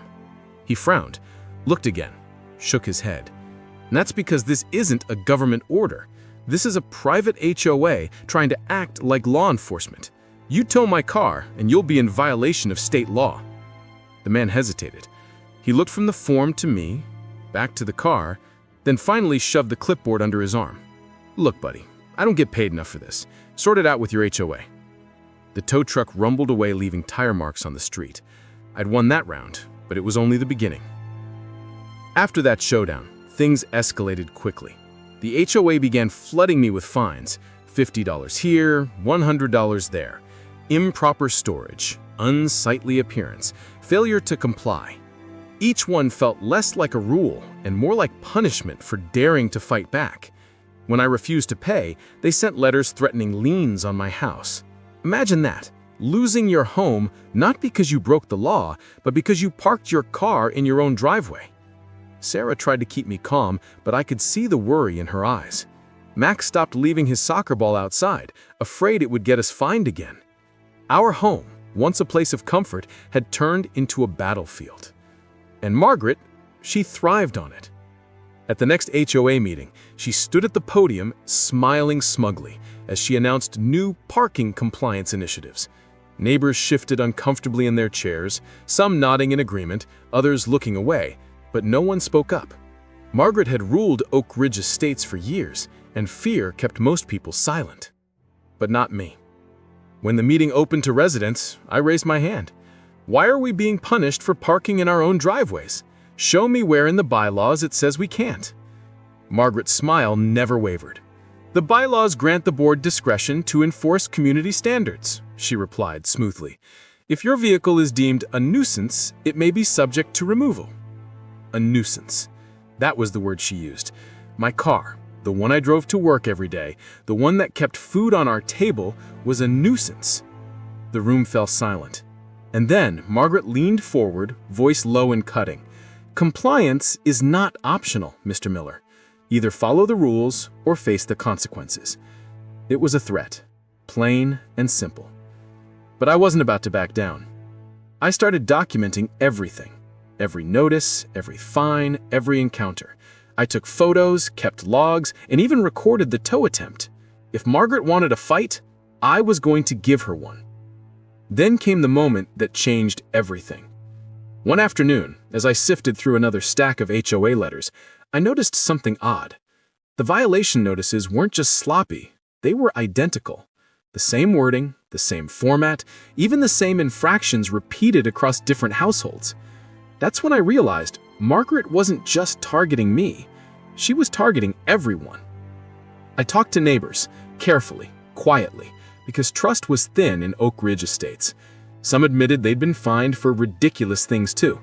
A garden gnome, a kid's bike left out overnight, even wind chimes. But most were too afraid to speak up. Then one night, a neighbor slipped me an envelope. Inside were copies of violation notices, the same ones I had, but dated months in advance. Pre-written, pre-stamped, ready to go before anyone had even done anything wrong. My hand shook as I read them. This wasn't enforcement. This was entrapment. And if Margaret was willing to fake violations, what else was she hiding? The pieces clicked into place. The secrecy, the threats, the identical notices. This wasn't about one car. This was about power, control, and profit. And suddenly, I knew. If I wanted to survive in Oak Ridge Estates, I couldn't just fight back quietly. I had to expose the system. That night, as I stared at the stack of evidence growing on my kitchen table, one thought echoed in my mind. If Margaret had her way, my car would already be gone. My home would be next. And yet deep down, I couldn't shake the feeling that this was bigger than just me. Because once you pull back the curtain on power, you never know what you'll find. And I was about to find out. The night before the HOA's big monthly meeting, I sat at my kitchen table, staring at the pile of evidence spread out before me. Photos, letters, copies of violation notices that hadn't even been issued yet, but were already stamped and signed. Proof that Margaret and her inner circle weren't just enforcing rules, they were manufacturing them. My hands trembled as I organized everything into neat folders. For weeks, I had been the quiet target, absorbing their fines and threats, pushing back in whispers. But tomorrow, all of Oak Ridge Estates would see the truth. I didn't sleep that night. The meeting room was packed. Folding chairs lined the walls, every seat taken, neighbors standing shoulder to shoulder in the back. Margaret sat at the head of the table, clipboard resting like a weapon in front of her. She wore her usual smirk, the one that said she'd already won. Beside her sat the other board members, stiff-backed, eyes downcast. They rarely spoke. Margaret didn't need them to. The meeting droned on as usual. Landscaping budgets, pool hours, pet waste complaints. I watched as people shifted uncomfortably, half listening, half waiting for their chance to slip out the door. Then Margaret's voice sharpened. Next item on the agenda, vehicle compliance, specifically ongoing violations by Mr. Miller. Every head turned toward me. Margaret's smile widened. Despite repeated warnings, Mr. Miller continues to store his unauthorized vehicle in his driveway. The board has approved a final measure. Unless immediate compliance is achieved, a lien will be placed on his property. Gasps rippled through the crowd. Even those who had avoided eye contact with me now looked horrified. A lien, the ultimate weapon. It wasn't just about fines or harassment anymore. This was about my home. I stood slowly, folder in hand. My voice was steady, but inside my chest my heart thundered like a war drum. "You're accusing me of violations," I said, locking eyes with Margaret. "But what about your violations?" A hush fell over the room. Margaret's smirk faltered for the first time. "I don't know what you think you're implying." I cut her off. "I'm not implying anything. I'm stating facts." I opened the folder and held up the first page. "This is a violation notice I received last month for unsightly appearance. But take a closer look. The date on the bottom doesn't match the day it was issued. It was signed and stamped 2 months earlier." Murmurs spread through the room. Neighbors craned their necks to see. "And it's not just mine." I laid out more papers across the table, one after another. "Here are copies of violation notices given to multiple households, all of them signed, all of them stamped, before the supposed violations even happened." Gasps, whispers. Someone in the back muttered, "Wait, that looks just like mine." I didn't stop. I couldn't. This isn't enforcement. This is entrapment. Margaret and this board are manufacturing violations, planning fines in advance, punishing families for rules they haven't even broken yet. And I have proof. The room erupted. Some neighbors shouted in outrage, others demanded answers. The board members shifted uneasily in their seats, avoiding Margaret's glare. The walls of control she had built over years were cracking. But Margaret didn't back down. She rose to her feet, her voice cutting through the chaos like a blade. "Enough of this nonsense," she barked. "These documents are confidential HOA records. Mr. Miller has no right to them. He has trespassed, stolen property, and now dares to spread lies in this meeting." Her voice shook with fury. She was cornered, and she knew it. I didn't flinch. I pulled out the final piece of evidence, the ace I had kept hidden until now. "This," I said, holding up a single page, "isn't from me. It's from one of your own." The room fell silent again. This was slipped to me by a neighbor too afraid to speak out publicly. It's a memo, written by Margaret, outlining a schedule of pre-written violations for the next quarter, specific homes, specific dates, and specific fines. I read out loud: Lot 17, unapproved paint color; Lot 23, lawn height; Lot 41, unauthorized vehicle. Each one signed and stamped in advance. I let the words hang in the air. The silence that followed wasn't empty. It was electric. Neighbors exchanged wide-eyed glances. Some pulled out their phones, snapping photos. A woman in the back shouted, "That's my house number." Another cried out, "She fined me for that exact thing." Margaret's face drained of color. And then, in the most desperate move I'd ever seen, she lunged toward me, snatching for the folder. But before she could grab it, two neighbors stepped forward, blocking her path. "No," one of them said firmly. "We've had enough." The room erupted. Not in chaos, but in unity. Voices rose, not against me, but against her. Years of bottled-up resentment poured into the open. Complaints about petty fines, harassment, threats, all spilling into the open. "You fined me for a garden gnome," one man shouted. "You threatened to tow my daughter's car while she was visiting," another added. "My kid can't even leave his bike outside," someone else cried. Every voice was fuel to the fire, and Margaret was burning in it. Her composure shattered. She screamed over the crowd, "I am the board president. You will respect my authority." But her voice was drowned out by the wave of outrage. One board member finally stood, his voice trembling. "Margaret, this has gone too far. We can't support this anymore." Another followed, then another. In that moment, the board crumbled around her. Her allies, the very people she had relied on to back her every move, abandoned her under the weight of truth. Margaret stood alone. And I'll never forget the look in her eyes, a mixture of fury, disbelief, and fear. For years she had been untouchable, ruling with intimidation. But now, stripped bare in front of the very people she controlled, she was powerless. I didn't shout. I didn't gloat. I simply gathered the papers back into my folder and said the words that had been burning in my chest since the day this nightmare began.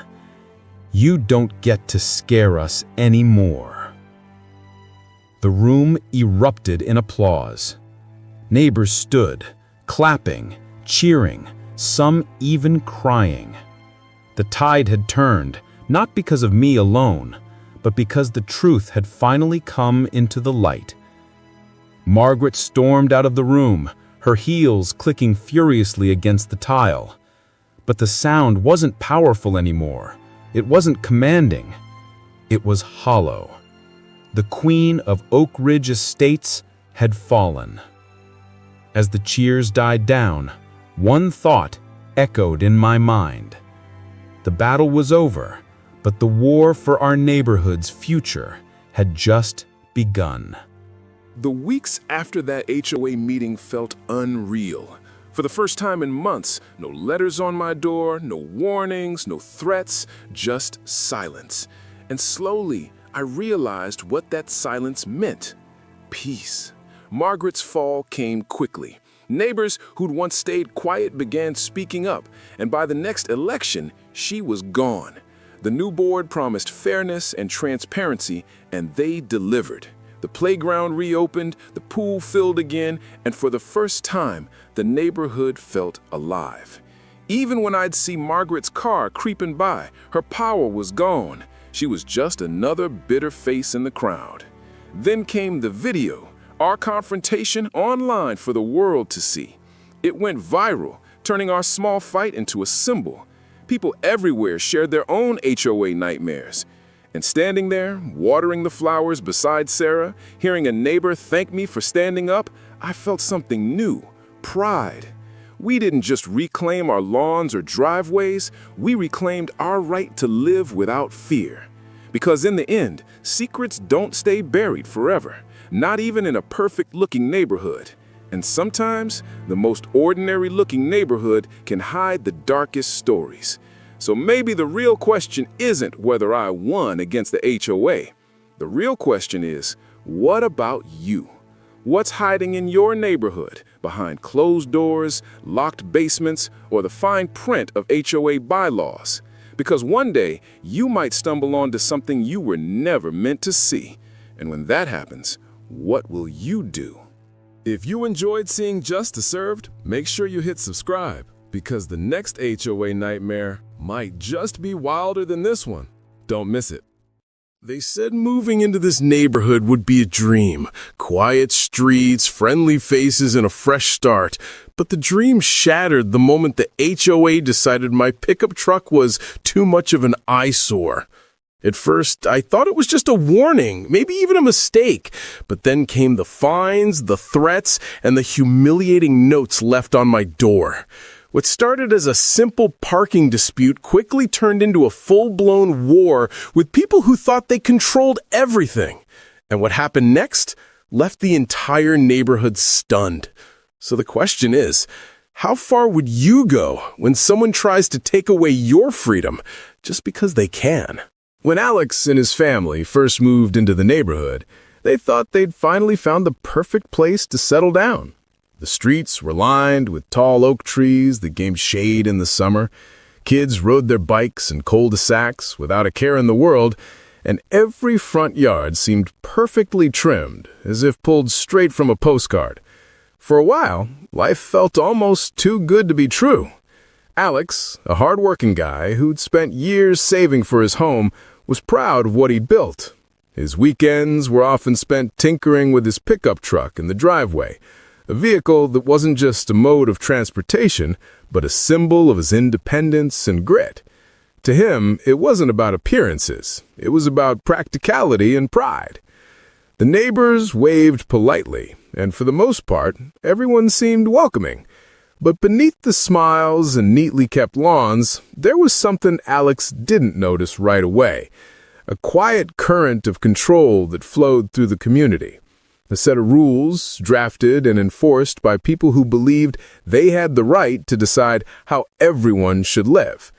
At first, it was subtle. A neighbor mentioning almost casually how strict the HOA could be. A letter slipped into the mailbox reminding residents of community standards. Nothing alarming, nothing worth worrying about, until those words turned into warnings. And those warnings would soon put Alex's truck, his property, and even his sense of freedom at the center of a storm he never asked for.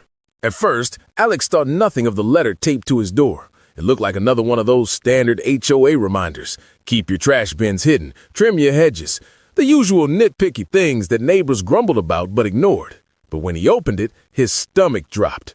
The letter wasn't about hedges or grass height. It was about his truck, the same truck he drove to work every morning, the one he used to haul groceries, help neighbors move furniture, and take his kids camping on weekends. According to the HOA, his truck was a violation of community standards because it didn't fit the aesthetic image they wanted to maintain. At first, Alex laughed. How could a truck, clean, well-maintained, and parked neatly in his own driveway, be a problem? He assumed it was a mistake, a clerical error, something that could be cleared up with a simple phone call. But when he reached out to the HOA board, the tone he got wasn't apologetic. It was icy. They told him flatly trucks weren't allowed to be permanently visible in the neighborhood. Either he hid it in the garage, parked it elsewhere, or faced daily fines. Alex tried to reason with him. His garage was too small to fit the truck, and parking it outside the neighborhood wasn't realistic. But the board didn't care. They cited bylaws, section numbers, and community image standards like they were gospel. Just like that, Alex realized this wasn't going to be a misunderstanding. It was going to be a battle. The fines started small, $25 here, $50 there, but they added up quickly. Within 2 weeks, the HOA claimed he owed nearly $500. Each notice came with a harsher tone, each one threatening legal action if he didn't comply. That's when the harassment began. Neighbors who once waved politely now whispered as he drove by. Anonymous complaints were filed against him, alleging noise violations, unauthorized modifications to his property, even accusations of leaving trash cans out too long. Alex knew none of it was true, but the HOA treated every complaint as fact. The breaking point came one Saturday morning. Alex was in his driveway, polishing the truck's hood, when an HOA board member, Janet, a woman in her late 50s with sharp features and a reputation for running the community like her personal kingdom, marched up the sidewalk. She didn't smile. She didn't greet him. She pointed directly at the truck and said, "This has to go. Today." Her tone wasn't a suggestion. It was a command. And when Alex calmly told her he wasn't breaking any laws, Janet leaned in and whispered words that made his blood run cold. "If you think you can win against us, you're wrong. We always win." From that moment on, everything escalated. Letters turned into certified warnings. Fines turned into threats of liens against his home. And suddenly, Alex's fight over a truck became something bigger. It became a fight for his property, his rights, and his family's peace of mind. But Alex wasn't the type to back down. He started documenting everything, every letter, every fine, every ridiculous accusation. He even bought a small camera to catch HOA members snooping near his property late at night. And sure enough, within days, he caught one, an HOA officer taking photos of his driveway from the shadows. When he confronted the board with the footage, they brushed it off, saying they had every right to ensure compliance. But Alex knew it wasn't about rules anymore. It was about power. They wanted to make an example out of him, to scare every other homeowner into silence. That's when he discovered he wasn't alone. One evening, while taking his kids for a walk, a neighbor quietly approached him. She explained that years earlier, her husband had faced the same treatment. Different issue, same tactics. They fined him into submission, drained his savings, and nearly forced him to sell. She lowered her voice and said, "They want people to fear them. That's how they keep control." Hearing that lit a fire in Alex. If the HOA had bullied others before, maybe he was the one who could finally stand up to them. But how? The answer came in the form of a single letter, the most aggressive one yet.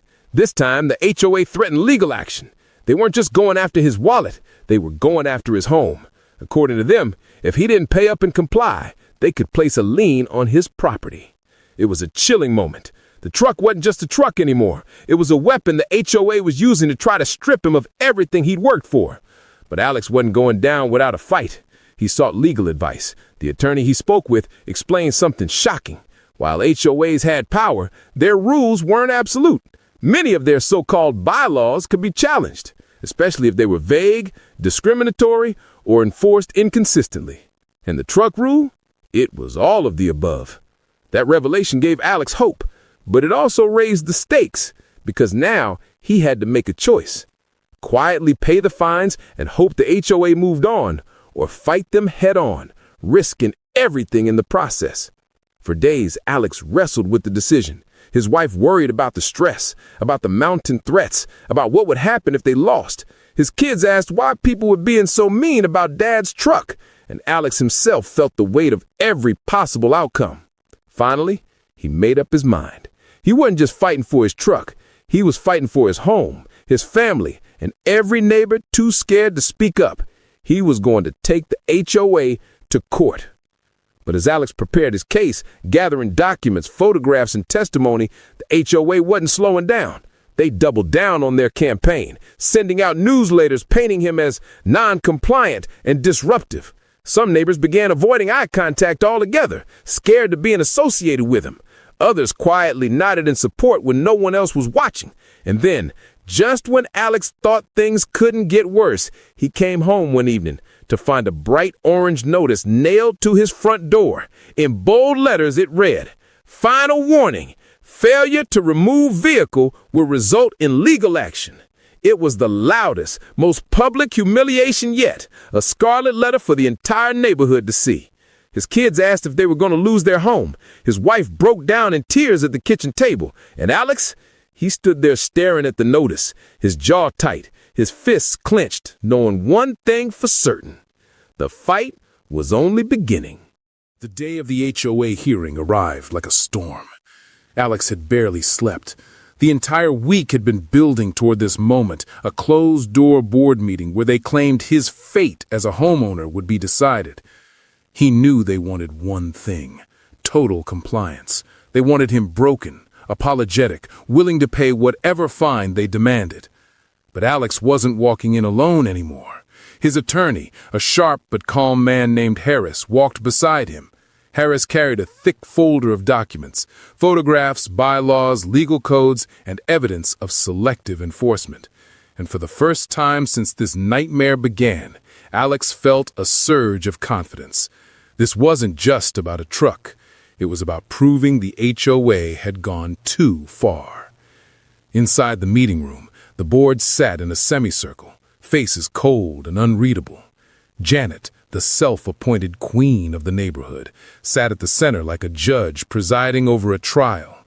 She adjusted her glasses and said in a clipped tone, "Mr. Johnson, you are here today because of repeated violations of community standards.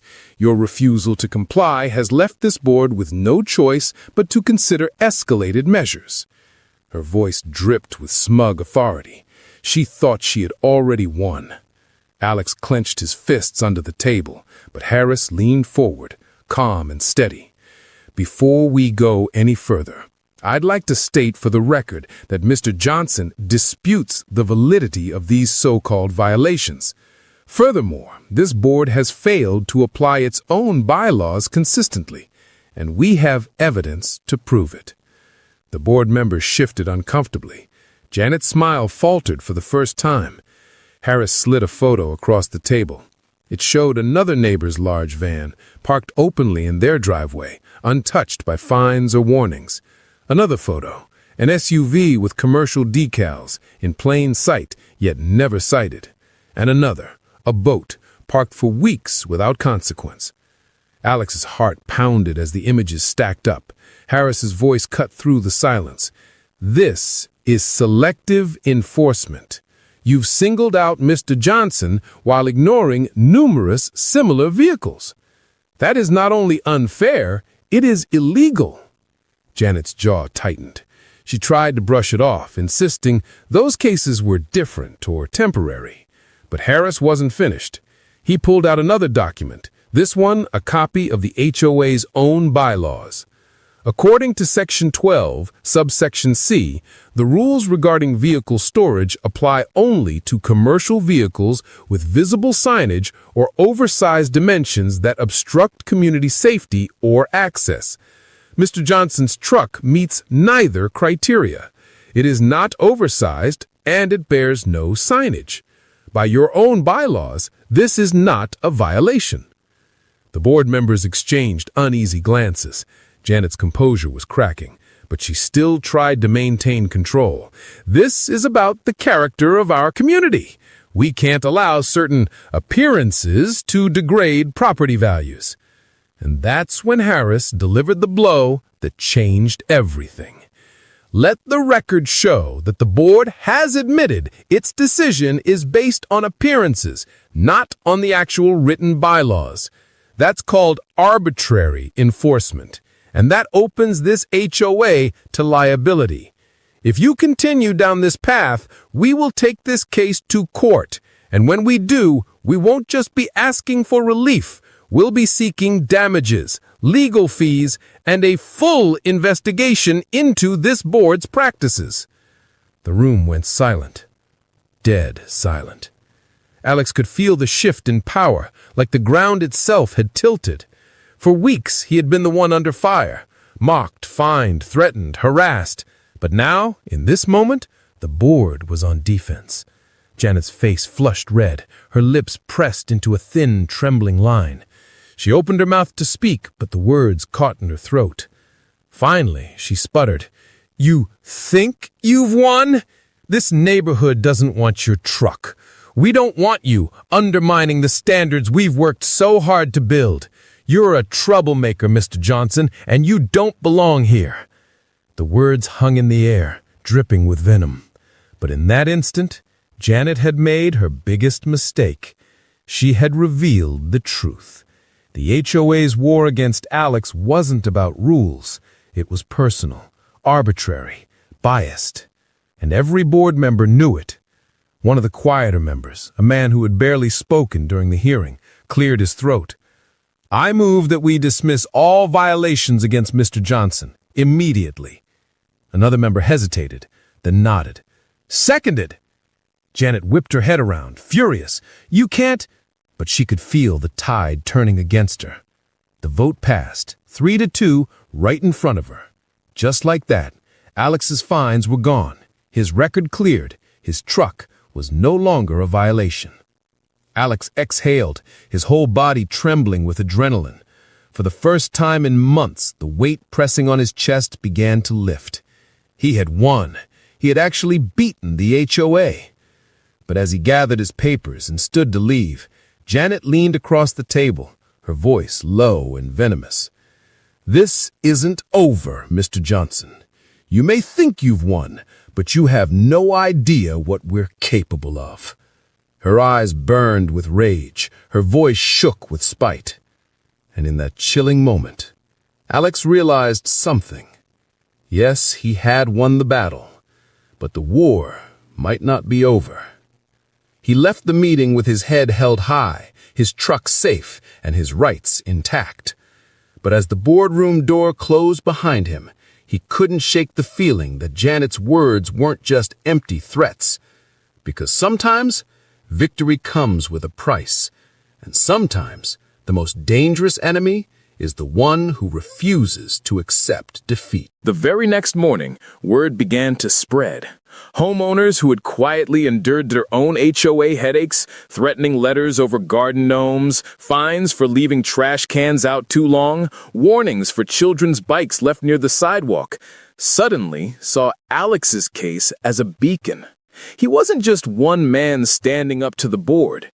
He had cracked the veneer of their authority. Neighbors who once avoided Alex, fearing guilt by association, started stopping by his driveway. Some came to thank him. Others came to share their own stories. One elderly couple revealed they'd been fined hundreds of dollars for planting roses that weren't on the approved color list. Another family had been threatened with legal action for a backyard treehouse. All of them had kept silent, too afraid to fight back. Now, they weren't afraid anymore. And slowly, the narrative in the neighborhood began to shift. Janet, once seen as the unshakable enforcer of community standards, now looked vulnerable, overreaching, exposed. For the first time, her power cracked, not because Alex yelled louder, but because he had used the HOA's own rules against them. But Janet wasn't about to go quietly. She doubled down. If she couldn't break Alex with fines, she would try another way. She launched whisper campaigns, accusing him of being trouble for the community. Anonymous notes appeared in his mailbox, calling him selfish, saying he didn't respect the neighborhood's image. Small acts of sabotage began, his trash cans mysteriously knocked over, HOA notices left in his yard like calling cards. And through it all, Alex stood firm. He didn't fight back with the same pettiness. He documented every note, every incident, every small injustice. Because he had learned the most important lesson of this battle. When you shine a light on corruption, you never stop documenting. Meanwhile, Harris, his attorney, followed up with the board. He sent letters reminding them of their vote, warning them of the consequences of retaliation, and urging them to review their enforcement policies. He knew what Alex now knew. Janet was not just a neighbor with too much free time. She was a liability waiting to explode. The tension simmered for weeks. Then came the breaking point. At the next annual HOA meeting, open to all residents, dozens of homeowners showed up, more than ever before.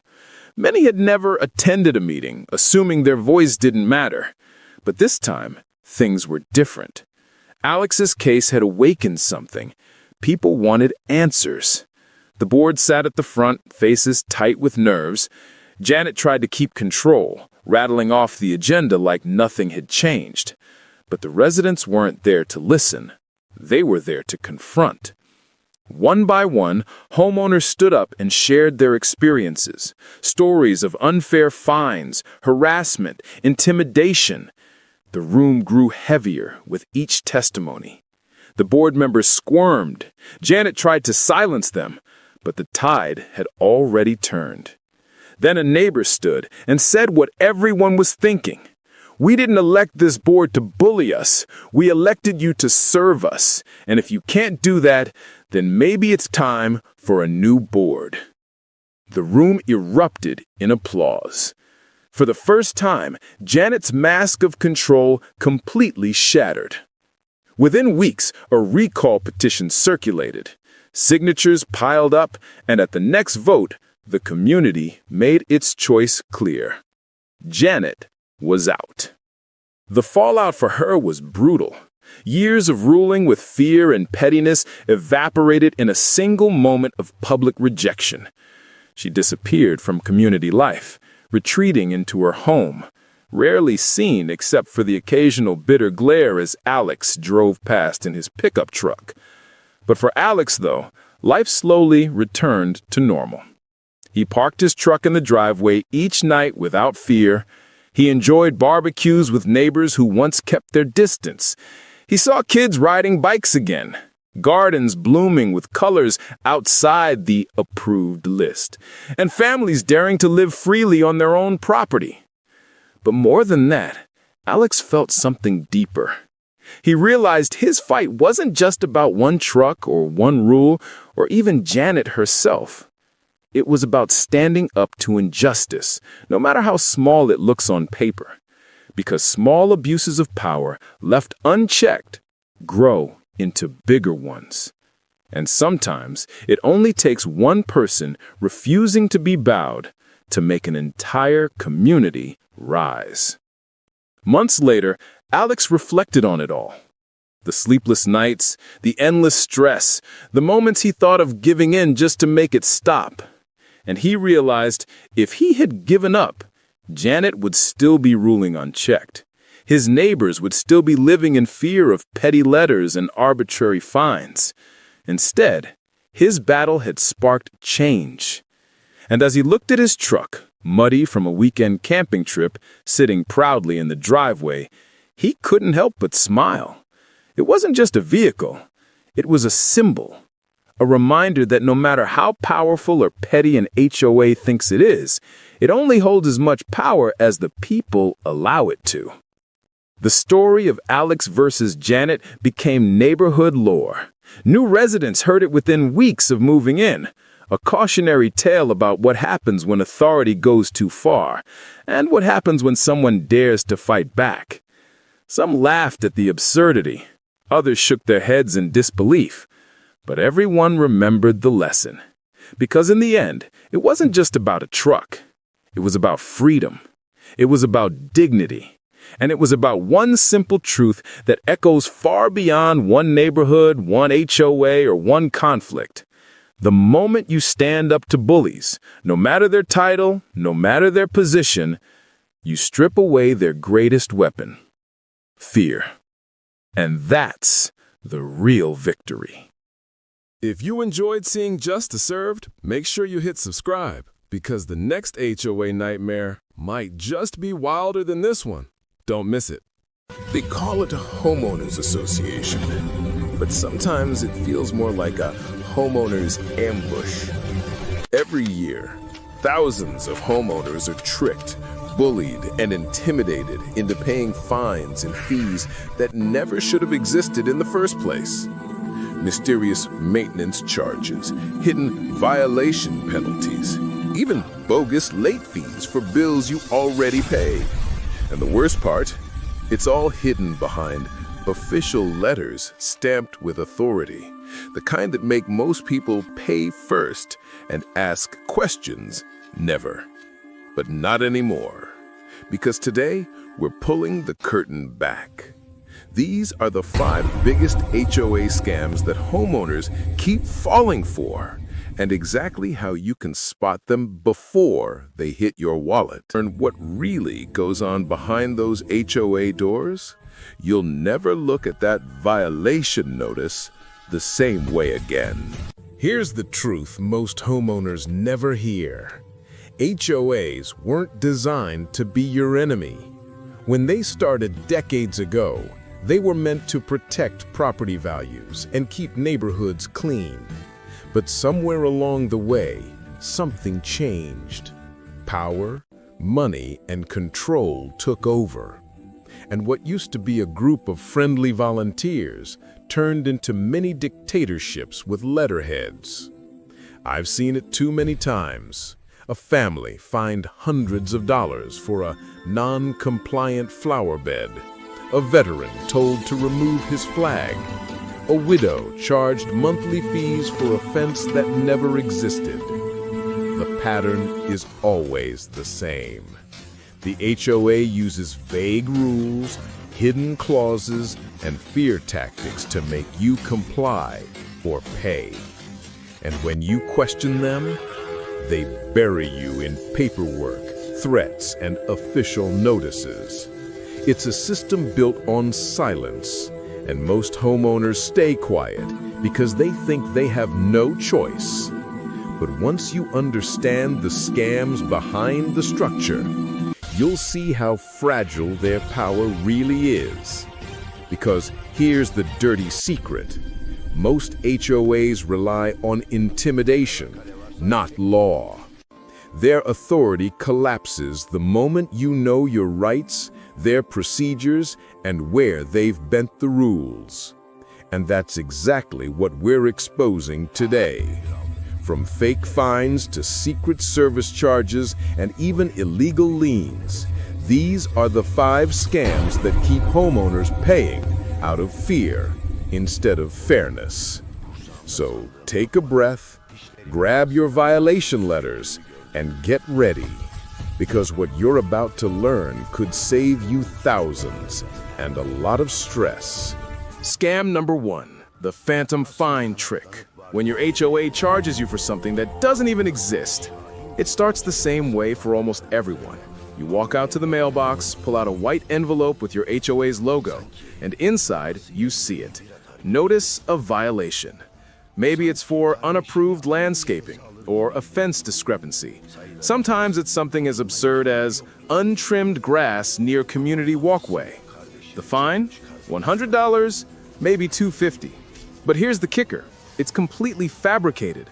No inspection report, no time-stamped photos, no written proof. Just a letter with an amount and a threat. Failure to pay may result in additional penalties or legal action. That's the phantom fine trick, one of the oldest and most profitable HOA scams still running today. See, most HOAs rely on one simple thing: fear. They know the average homeowner doesn't want drama. You've got work, kids, bills. The last thing you want is a fight with your own neighborhood board. So most people just pay. And that's exactly what the HOA wants. Because once you pay even one phantom fine, you've set a precedent. You've told them you'll comply, even without proof. Here's what most homeowners don't know. In nearly every state, HOAs are legally required to provide evidence before enforcing a fine. That means they must document the violation, include the date, the rule violated, and the method of inspection. If they skip any of those steps, the fine is invalid. But HOAs rarely expect you to call them out on it. I once read a case out of Arizona. A homeowner was fined over $900 for unauthorized driveway oil stains. He demanded photographic proof, the inspection date, and the specific bylaw section. The HOA couldn't produce a single document. The result? Every fine was erased, and the HOA had to issue a written apology. And yet thousands of homeowners never question it. They pay, they repaint, they replant, they obey. And the HOA keeps the scam rolling. So here's how you protect yourself. Every time you receive a violation notice, calmly respond in writing, Please provide the photographic evidence, inspection record, and the specific bylaw clause supporting this alleged violation. That one sentence turns the tables instantly. Because HOAs hate paper trails, and when you demand one, they panic. It's not about being rude or rebellious, it's about demanding transparency. The phantom fine trick only works if you stay quiet. So the next time that envelope lands in your mailbox, don't pay for a ghost. Ask for proof and watch the scam disappear. Scam number 2, the maintenance fee mirage. When your HOA says it's for repairs, but nothing ever gets fixed. You've seen it on your HOA statement 100 times. Monthly maintenance fee, $125. Community repair fund, $200. Sounds reasonable, right? After all, they need to maintain the neighborhood, mow the lawns, fix the lights, repaint the gates. But what if I told you that in thousands of HOA communities across the country, that money never actually goes where they say it does? Welcome to the maintenance fee mirage, the second biggest scam HOAs quietly pull off every single month. Here's how it works.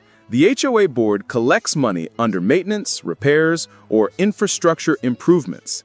They promise it'll cover landscaping, pool repairs, street lights, all those shared spaces you rarely use but still have to pay for. But behind the scenes, those funds are often redirected, used for attorney retainers, administrative bonuses, consulting fees, or even luxury upgrades for board members' pet projects. One Florida HOA association was exposed when residents found out their so-called maintenance fund was being used to pay for the president's private home security cameras.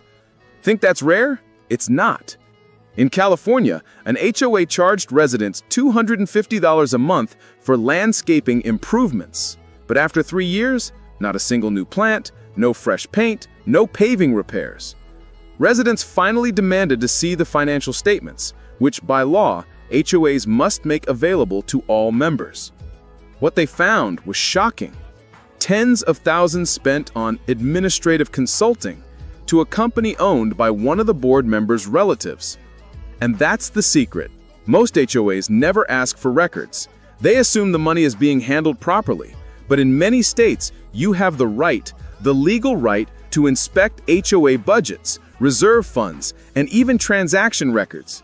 It's your money. You're paying for the community's upkeep, not their side hustles. Here's what you can do right now. Step 1. Send a written request for the HOA's latest annual budget and reserve fund report. Step 2. Ask specifically for maintenance and landscaping expenditures broken down by vendor. Step 3. Compare it with what you actually see in your neighborhood. If the HOA says $30,000 went to landscaping, but your lawns look like a desert, something's wrong. Don't let them intimidate you with jargon like proprietary or classified financials. That's your neighborhood, your money, your right to know. The maintenance fee mirage works only if you keep trusting blindly. Start asking questions, and you'll be amazed how quickly that mirage starts to fade. Scam number 3, the attorney fee ambush. How HOAs secretly turn a $50 fine into thousands in legal debt. You check your mailbox and see that dreaded envelope again. Violation notice. This time it's something small. Maybe your grass was a little too tall, or your trash bin sat out an extra day. You sigh, read the $50 fine, and think, whatever, I'll handle it later. But a month later, boom, you get another letter. Only this time, the fine isn't $50 anymore. It's $480. And at the bottom, a chilling line. Includes legal fees and administrative costs. Wait, legal fees? You never even spoke to a lawyer. Here's the scam. Many HOAs hire collection law firms that profit by piling on fees every time they send you a notice, reminder, or threat. These lawyers don't represent you. They represent the HOA, but you end up footing their bill. It starts innocent, like, we've referred your case to our attorney. But in the fine print, it says, all legal costs incurred by the association shall be the responsibility of the homeowner. That's where they trap you. Suddenly, Every letter cost you $75. Every update, another $100. By the time you realize what's happening, a minor violation has snowballed into thousands of dollars, and you're being threatened with a lien on your home. In Arizona, a homeowner shared how a $200 landscaping fine turned into a $4,700 bill once legal fees were tacked on. The law firm never went to court, they just sent form letters. Yet the HOA insisted she owed it all. This happens because Boyds often rubber stamp attorney involvement without a formal vote. And here's the truth. If the HOA didn't properly authorize that legal action in writing, or if the law firm didn't follow due process, those fees are not legally collectible. Here's what you do instead of panicking. 1. Request an itemized statement of all charges, every hour, every letter, every fee. 2. Ask for the board meeting minutes that show when and how they approved the attorney's involvement. If they can't produce either, respond calmly that you dispute all legal charges due to lack of proper authorization. That one single move can freeze the collection process cold. Because no lawyer wants to get caught overbilling or acting without official approval. Remember, intimidation is their weapon. Transparency is yours. When you shine a light on the hidden math behind those fees, the whole scare tactic collapses. That's scam number 3, the attorney fee ambush, the quiet trick that turns homeowners into ATM machines until someone like you says, "Prove it." Scam number 4, the privacy trap, how HOAs spy, stalk, and profit off your data. It starts small, a friendly email from your HOA portal. Please update your contact information for community safety. Seems innocent, right? But what most homeowners don't realize is that every time you log in, pay dues online, or fill out a violation appeal form, your personal data is being harvested, tracked, and sometimes sold, all under the HOA's name. This isn't paranoia, it's policy. Many management companies partner with third-party apps that store your name, phone number, address, payment history, even the frequency of your complaints.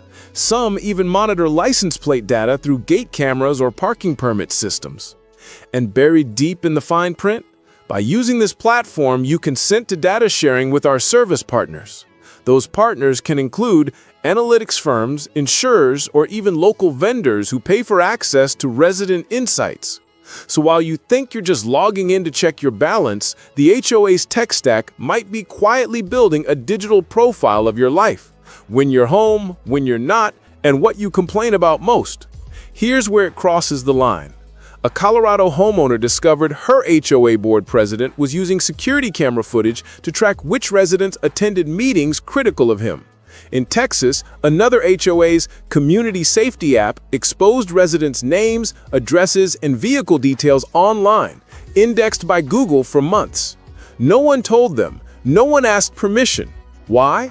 Because HOAs claim they're private entities, not bound by the same transparency or data protection laws as government agencies.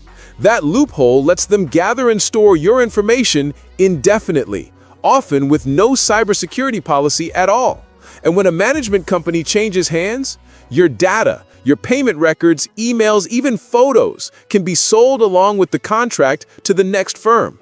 You become just another asset. Here's how to protect yourself. Opt out of app-based payment systems. Pay by check if possible. Request the HOA's data handling policy. Most don't have one, which tells you everything. Demand deletion of your information when switching platforms or after you sell your home. Because privacy isn't paranoia, it's protection. Your HOA may control the lawns and gates, but they have no right to control your personal life. That's scam number 4, the privacy trap. The invisible invasion where homeowners lose not just money, but their right to be left alone. Scam number 5, the board's double standard game, when favoritism decides who gets fined and who doesn't. Ever wonder why your neighbor can build a backyard gazebo, but you get fined for a bird bath? It's not a mistake, it's favoritism. Many HOA boards are made up of volunteers with friends, allies, and grudges. And when those people hold the power, enforcement becomes personal. Some homeowners get warnings, others get slammed with fines. That's not enforcement, that's manipulation. The scam? They use rules as weapons to reward their favorites and punish anyone who dares to question them. You might think it's just petty, but it's strategic. The HOA knows most people won't fight back because it feels like a lost cause. But legally, this kind of selective enforcement, especially when it's personal, can void their authority entirely. If you can prove bias or inconsistency, you can not only overturn fines, you can expose the board's corruption. The key is documentation. Dates, photos, correspondence. When you show a pattern of rules for some, excuses for others, you've uncovered the rot inside the HOA system. That's scam number 5, the board's double standard game where power turns into personal politics and your only defense is shining a light on their hypocrisy. Outro. Take back your power. So now you know the truth your HOA desperately hoped you'd never figure out. Those rules they throw at you, half the time they're smoke and mirrors, designed to intimidate, confuse, and control. From inflated fees and shady fines to secret data collection and timing tricks, every scam follows the same pattern. Power over people who don't know they have a choice. But you're not one of them anymore. You've seen behind the curtain. You've learned how to read their bylaws, spot their scams, and challenge their authority using their own paperwork. That's not rebellion, that's real ownership. Because being a homeowner isn't about following orders from a board. It's about protecting what you've earned, your home, your privacy, your dignity. So next time an HOA letter shows up in your mailbox, don't flinch, don't panic. Pause, then smile, because now you know how the game works. If this opened your eyes, hit that like button so more homeowners can wake up too. And make sure to subscribe because this was just the beginning. The next episode dives even deeper into real cases where homeowners fought back and won. Remember, knowledge isn't rebellion, it's self-defense. Take back your power. Take back your home. Ever been slapped with an HOA fine that made 0 sense? Yeah, you're not alone. These HOAs think they can fine you for anything. A mailbox color, a flower pot, even your car in the driveway. But here's the thing. Most homeowners don't realize there are legal loopholes and simple tricks to fight back and win. I've seen people get thousands in fines completely erased using these hacks, and the HOA couldn't do a thing about it. So before you pay another dime to your HOA, watch this to the end, because I'm about to show you 5 legal hacks that'll make your HOA think twice before messing with you again. HOAs were supposed to protect communities, keep neighborhoods clean, safe, organized. But lately, they've turned into mini dictatorships, handing out ridiculous fines for the smallest things. I've seen people fined for having the wrong shade of grass, a trash can left out for an hour, or even a flagpole in their own yard. And when you question them, they throw around words like violation and bylaws, hoping you'll just pay up and shut up. But here's what they don't want you to know. Most of those fines can actually be challenged, waived, or completely overturned if you know how to fight back the right way. See, HOAs count on one thing, your fear. They assume you won't read the rules, won't question the paperwork, and won't stand up for yourself. That's where they lose, because once you understand your rights, you hold all the power. I've helped homeowners who got hundreds in fines, gone overnight. Some even got apologies from their HOA boards once they used these tricks. And the best part? Every single method I'm about to share is 100% legal.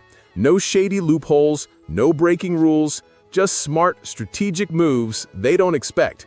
So whether you're being fined for a mailbox color, your car in the driveway, or a few weeds on the lawn, stick around, because these 5 legal hacks might just save you hundreds of dollars and your sanity. Ready? Let's start with hack number 1. And trust me, this one alone could change how you deal with your HOA forever. Hack number 1. Know the rules better than the HOA does. Most homeowners never read their HOA's bylaws or CCNRs, and that's exactly what the HOA counts on. Because the less you know, the easier it is for them to find you without question. But here's the truth. 70% of HOA fines come from rules that are misinterpreted or applied incorrectly. That means if you know what's actually written, you can challenge their fine, and in many cases, win. So, the first legal hack is simple. Read their rule book like a lawyer. Go through the CC&Rs, that's the covenants, conditions, and restrictions, and highlight every section about violations, fines, and appeal rights. You'd be shocked how many HOAs violate their own rules when fining homeowners. They'll skip warning letters, ignore appeal windows, or fine you for something that isn't even covered in their bylaws. Example, one homeowner I talked to was fined $250 for parking on the street overnight. But when he checked the CC&Rs, it said no long-term street parking over 72 hours. He sent a written notice quoting their own document. And guess what? Fine dismissed. Instantly. And here's the secret weapon. Always ask for written documentation of the rule you supposedly broke. If they can't show it in writing, that fine is built on sand. This first hack is all about flipping the power dynamic. Once they realize you've actually read the book, they tread carefully because they know you can call them out. So, before paying any fine, remember this. Knowledge is your shield. Know their rules better than they do, and you've already won half the battle. All right, now that you've got your defense ready, let's talk about hack number 2, where you turn their own paperwork into your best weapon. Hack number 2, use their paperwork against them. Every HOA fine starts with paperwork, a notice of violation, a warning letter, or sometimes a simple email. And most people panic when they get it. They either pay up or argue emotionally. But here's the secret. The paperwork itself is often their biggest mistake. By law, HOAs must follow a strict process when issuing fines. That means written notice, proof of violation, and a clear explanation of your right to a hearing. Miss any one of those steps and the fine becomes legally invalid. I've seen homeowners completely erase fines just by asking for one simple thing. Please provide proof that you followed all required notice procedures. That one sentence can make the board freeze because often they didn't. Let's say they fined you for yard maintenance. Ask for time-stamped photos, the violation report, and the exact rule number you supposedly broke. If they can't provide those, it's a weak case, and you can request the fine be dismissed on procedural grounds. And if they send letters with no signature or missing dates, that's gold. It shows improper notice, which can legally void the fine. Most HOAs hate when you catch these errors because it proves you're paying attention. Here's another tip. Always respond in writing, email, or certified mail. It creates a paper trail. That way, if they escalate the fine or threaten legal action, you've got evidence showing they didn't follow their own process. The goal isn't to be rude, it's to be precise. When you stay calm, professional, and back up your words with their own rules, the HOA suddenly loses all that false authority. So, hack number 2 is simple. Don't argue, document. Use their paperwork, their words, and their process against them. Because when the facts are on your side, the HOA's power starts to crumble. Up next, hack number 3, where I'll show you how to use one small meeting to turn the entire board in your favor. Hack number 3, show up to the hearing and control the room. Most homeowners skip their HOA hearing because they think it's pointless, that the board has already made its mind. But here's the truth. Those meetings are your biggest weapon. Why? Because when you show up, the dynamic changes completely. HOAs are used to people staying silent or arguing over email. But when you walk into that room calm, prepared, and professional, it throws them off balance. They realize you're not just another angry homeowner. You're someone who knows your rights. Before your hearing, prepare 3 things. 1. A copy of the fine notice. 2. The section of the bylaws that applies. And 3. Any proof or photos that back up your side. Bring them printed, not digital. Paper in hand makes you look serious and credible. Then, when it's your turn to speak, start strong and polite. I'm here to clarify this violation and request the fine be removed based on Section X of the HOA's rules. Simple, factual, no emotion. It shows confidence, and it forces the board to engage logically, not personally. Here's the kicker. These hearings are often recorded or have minutes taken. That means anything they say can later be used in your favor if they mishandle it. One wrong statement from them, like ignoring your right to appeal, can invalidate their entire decision. And if they try to rush you or talk over you, stay calm. Say, "I'd like that on record, please." That one line reminds them this is official, and suddenly they start choosing their words very carefully. I've seen people walk out of those meetings with fines reversed, apologies issued, and even new respect from the board, all because they showed up prepared. Remember, confidence and clarity always beat fear and frustration. So, hack number 3 is simple. Don't hide, show up. When you walk into that hearing armed with facts, the HOA loses its favorite weapon, your silence. Next, we'll move to hack number 4, where I'll show you how to use public records to keep your HOA accountable for every decision they make. Hack number 4, use public records to keep your HOA accountable. Here's something most homeowners don't realize. Your HOA isn't some secret organization. They're a registered legal entity, and by law, most of what they do is a matter of public record. That means you can see exactly how they operate, and sometimes how they break their own rules. Every HOA has to keep official records, budgets, meeting minutes, fine logs, and even correspondence about community decisions. And as a paying member, you have the right to inspect or request copies of those documents. This isn't snooping. It's your legal right as part of the association. Why does this matter? Because when an HOA fines you, they must have documentation showing how they decided it. If they can't produce that, or if the records show the board didn't follow procedure, that fine can be challenged and thrown out. For example, one homeowner requested meeting minutes after getting fined for a landscaping violation. Turns out the board never even voted on it. The president just decided on his own. Once she pointed that out using their own records, the fine disappeared within a week. So, how do you access this info? Start with your HOA's management company or board secretary. Ask politely in writing, "I'd like to review the association's meeting minutes and fine records related to my violation." They're legally required to provide them within a certain time frame, usually 10 to 30 days. If they ignore you, remind them that transparency laws protect homeowners from board secrecy. In most states, refusing access can actually put the HOA in violation of state law, not you. That's when they start cooperating quickly. And the best part? Once they know you're reviewing records, they get cautious. They realize you're not just another easy target. You're informed, watching, and documenting everything they do. So, hack number 4 is all about accountability. Use their own records to make sure they follow the rules, because once the HOA knows you can see everything, they'll think twice before handing you another fine.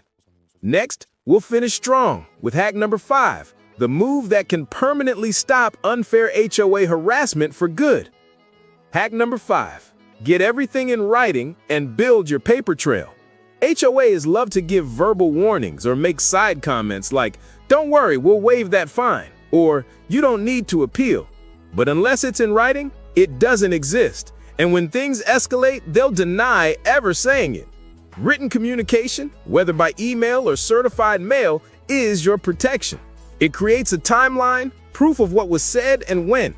That's crucial if you ever need to prove they acted unfairly or ignored procedure.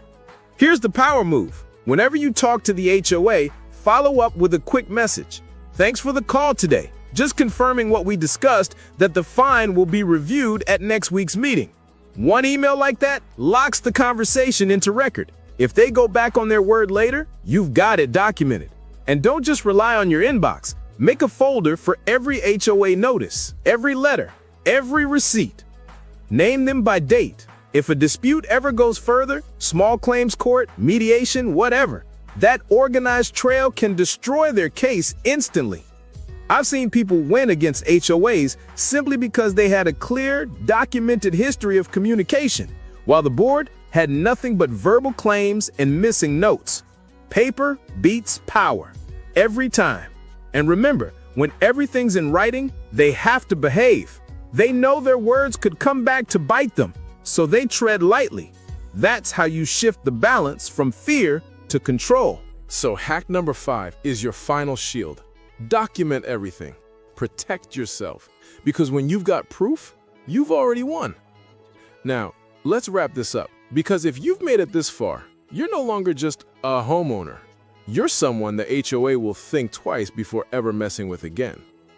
You see, the HOA only wins when you stay silent, when you let fear or frustration make you give in.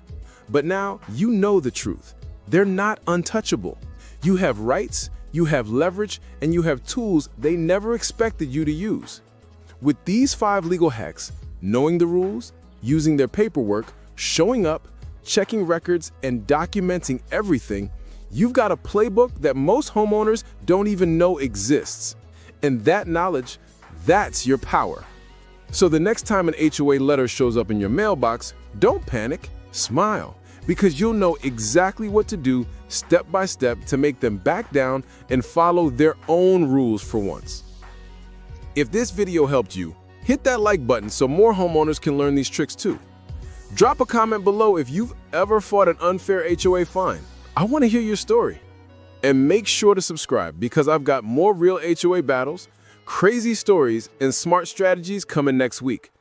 You don't have to let the HOA run your life. Stand up, stay informed, and take your community back one rule at a time. This is HOA Horror Stories. Thanks for watching, and remember, knowledge beats power every single time.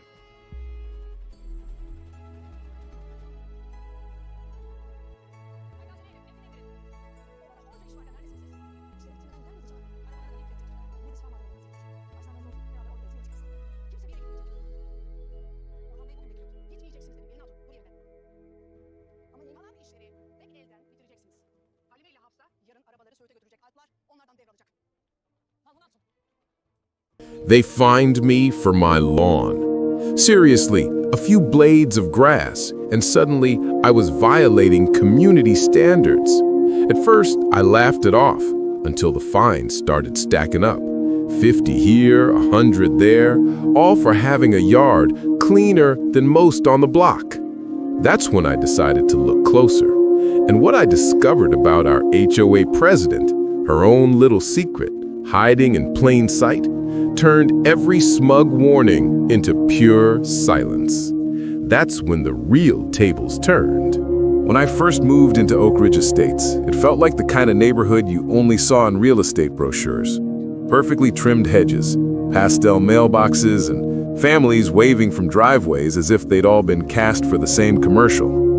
The lawns looked identical, the fences lined up like soldiers, and every house had that same soft beige glow under the morning sun. I'll admit, I liked it.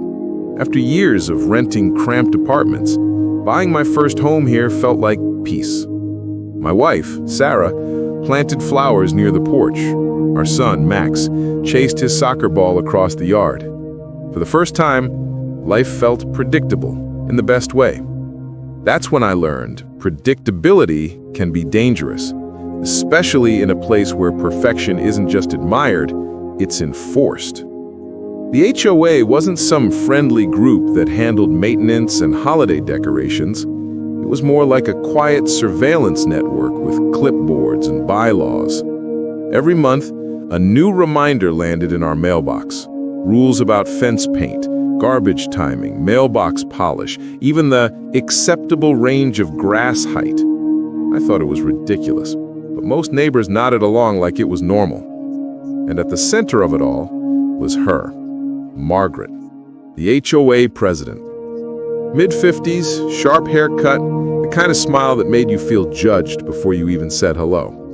She ran the community like a private kingdom with her little team of loyal board members, all eager to please her. Rumor had it she'd been re-elected 6 times, and no one had ever dared to run against her. At first, I kept my head down. I paid my dues, mowed my lawn, waved when she passed by in her golf cart patrols. I thought if I followed the rules, I'd be fine. But Margaret had a talent for finding problems where none existed. It started with friendly notices. One for leaving my trash bins out too long, even though the pickup truck had been delayed that morning. Another for having a small garden hose visible from the street. Then came the one that would start it all. Violation. Lawn not in compliance with community appearance standards. I remember staring at that line, genuinely confused. My lawn was healthy, green, freshly trimmed. In fact, I had just mowed it that morning. The notice didn't explain what was non-compliant. It didn't have photos or measurements, just a warning, signed by Margaret herself. I tried to brush it off, thinking maybe it was a clerical mistake. But a week later, another letter came, this time with a $50 fine attached, then $100, then $150. Each one colder, more formal, and more absurd than the last. When I asked around, a few neighbors just shook their heads. One whispered, "You don't want to get on Margaret's bad side." Another admitted he'd paid a $75 fine for overwatering. That's when it hit me. This wasn't about lawns. It was about control. Something about me, maybe standing up or asking questions, must have made her a new project. And if Margaret wanted a battle, she was about to get one. Because unlike everyone else, I wasn't afraid to push back, and I had a few tricks of my own. The first fine was almost funny. The second was frustrating. By the third, it wasn't funny anymore. Each envelope from the HOA came printed on crisp white paper with the same header: Notice of Violation, Failure to Maintain Community Standards. Each one arrived exactly 7 days apart, like clockwork, with a new fee tacked on. The reasons were vague: lawn discoloration, uneven cut, overgrowth detected. Overgrowth? My grass was barely 3 inches tall. I used the same mower setting I'd always used. Sarah told me to ignore it, to not let them get under my skin. But that's exactly what Margaret wanted. It wasn't about the lawn, it was about control. When I called the HOA office, her assistant, a timid man named Carl, mumbled that the board had received multiple complaints. When I asked from whom, he said that information was confidential. Convenient. I asked for an inspection in person. Margaret refused, saying the photos on file were sufficient proof. I requested to see them. She said they were internal records. Every question hit a wall.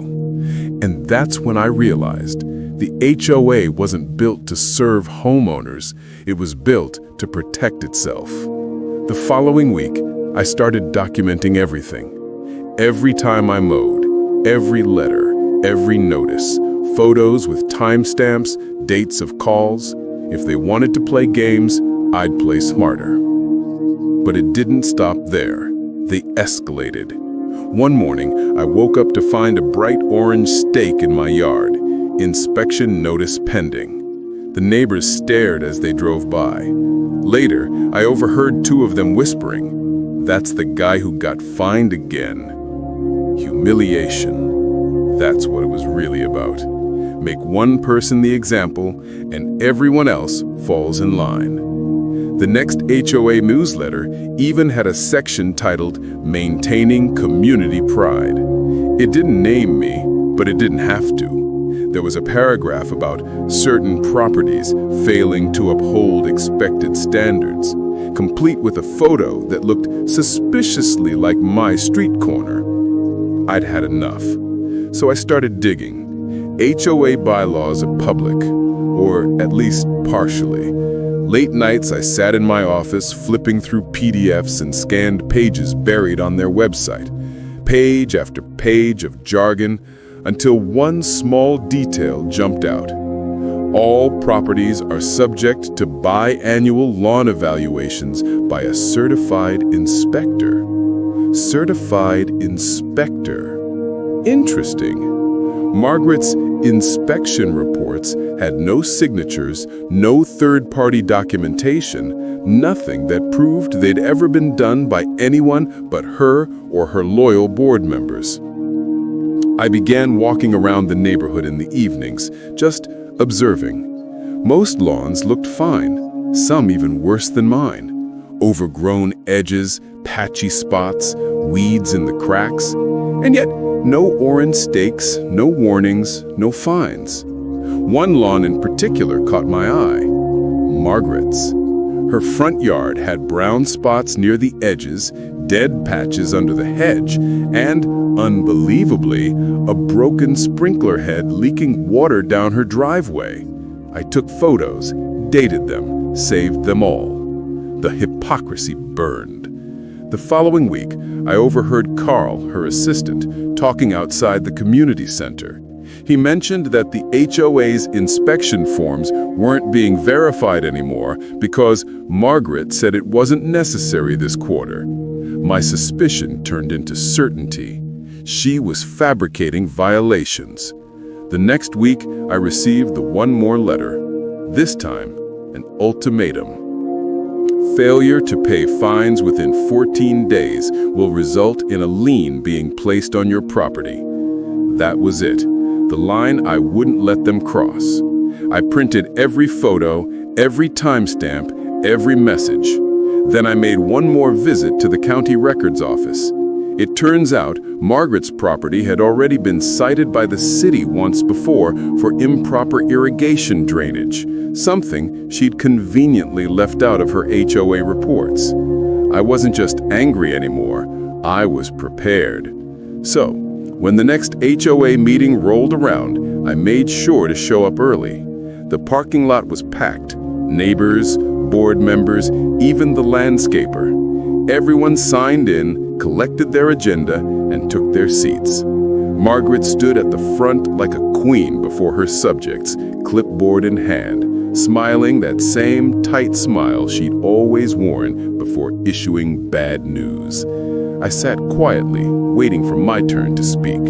She had no idea what was coming. The room buzzed with low murmurs as the meeting began. Folding chairs lined the walls. The fluorescent lights flickered faintly, and the faint hum of the air conditioner couldn't drown out the tension that hung thick in the air. Margaret stood at the front, her voice crisp and self-assured. Good evening, everyone. I'd like to begin tonight's meeting by addressing ongoing concerns regarding lawn maintenance compliance. Our goal, as always, is to preserve the beauty and value of Oak Ridge Estates. Her words dripped with polished authority, but everyone knew who she was talking about. Heads suddenly turned in my direction. Sarah squeezed my hand under the table. Margaret continued, flipping through her clipboard. Unfortunately, we've had repeated non-compliance issues at several properties. I raised my hand. Before you continue, I have a few questions. Her smile faltered just a little.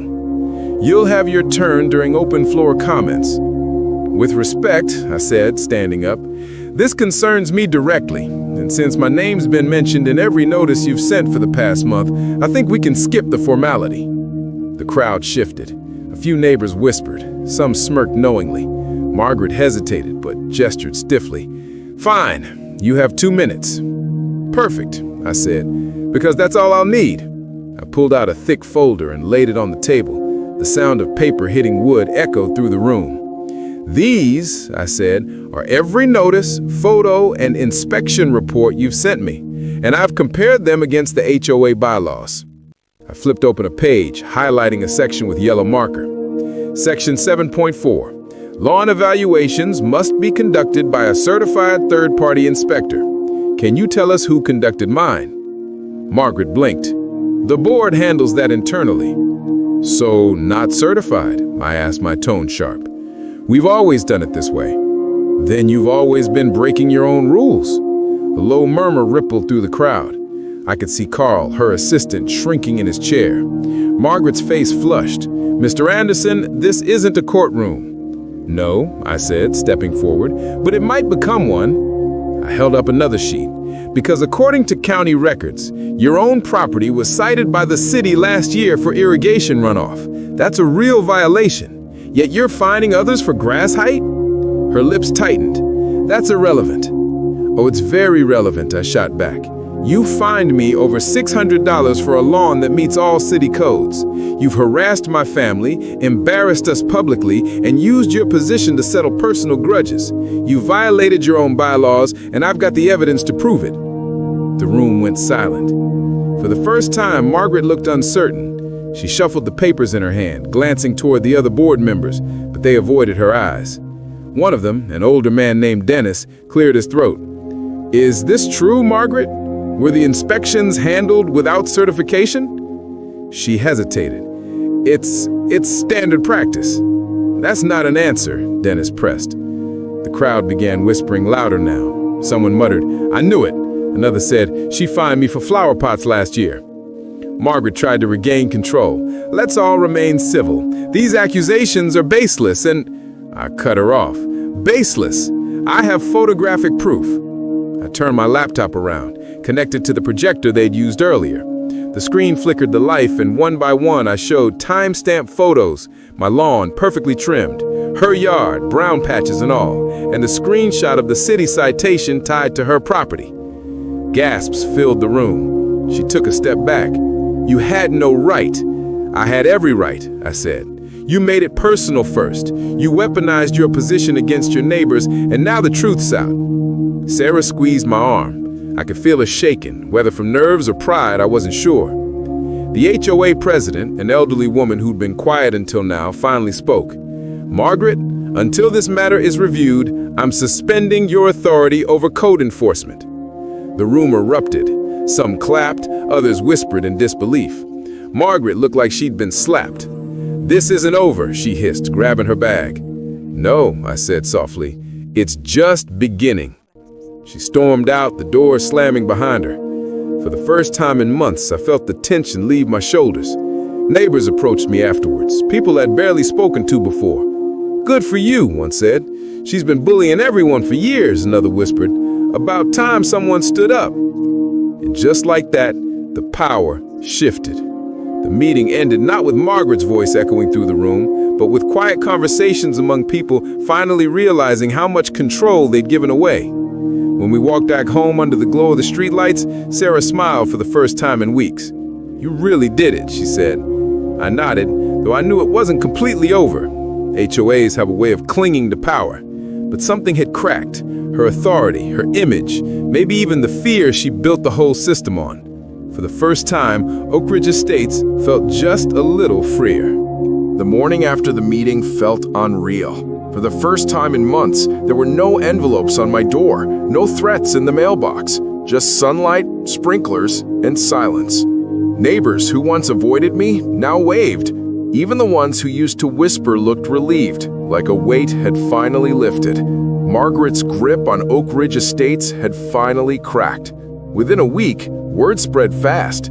Dozens of residents shared their own stories. Fines for trash cans, flower pots, even holiday lights. The absurdity of it all became too obvious to ignore. At the next HOA meeting, without Margaret, the tone was completely different. Dennis, one of the older board members, stood up and said, "The rules were meant to protect this neighborhood, not control it. We lost sight of that." Applause broke out. The board voted to rewrite the bylaws. No fines without third-party verification.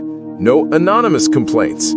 Every major rule now required a resident vote. For the first time, the HOA felt like a community again. Margaret quietly resigned soon after. Rumor was she'd been caught mishandling HOA funds. Poetic, really. By summer, Oak Ridge Estates looked alive again. Lawns weren't identical anymore. Kids played outside. People talked over fences instead of complaining through letters. I put a small sign on my lawn that read, "Freedom grows here." Neighbors smiled when they saw it. Some even made their own. The tension was gone. The fear was gone.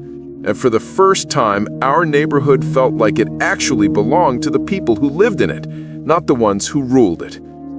A few weeks later, a clip from the meeting went viral online. Thousands watched Margaret's downfall, and strangers shared their own HOA nightmares. It wasn't just about lawns anymore. It was about standing up when something small becomes something wrong. The story ended the way it should, with peace, not paperwork. And sometimes, when I water the grass at sunset, I think back to that first violation notice, the one that started it all, and I smile. Because in the end, I didn't just win against an HOA, I reminded an entire neighborhood that they could say no. They tried to control every blade of grass, but in the end, all it took was one homeowner to remind them who really owned the ground beneath it. If you enjoyed seeing justice served, make sure you hit subscribe, because the next HOA nightmare might just be wilder than this one. Don't miss it. It started with something as simple as a wooden fence. A fence meant to mark boundaries, keep things private, and give a family peace in their own backyard. But in this neighborhood, peace was the last thing the HOA wanted. Within days of putting it up, the homeowner found themselves buried under threats, fines, and endless demands to tear it down. What began as a harmless improvement quickly spiraled into the pettiest, most personal battle the HOA had ever waged. The real question is, who would win this fight? Before the conflict, Alex Johnson's life was almost painfully normal. He and his wife Emily had moved to Oak Ridge Estates 5 years earlier, looking for stability after bouncing between rentals. The neighborhood was picture perfect. Tree-lined streets, manicured lawns, kids riding bikes until the streetlights flickered on. It wasn't just a house they'd bought, it was a home.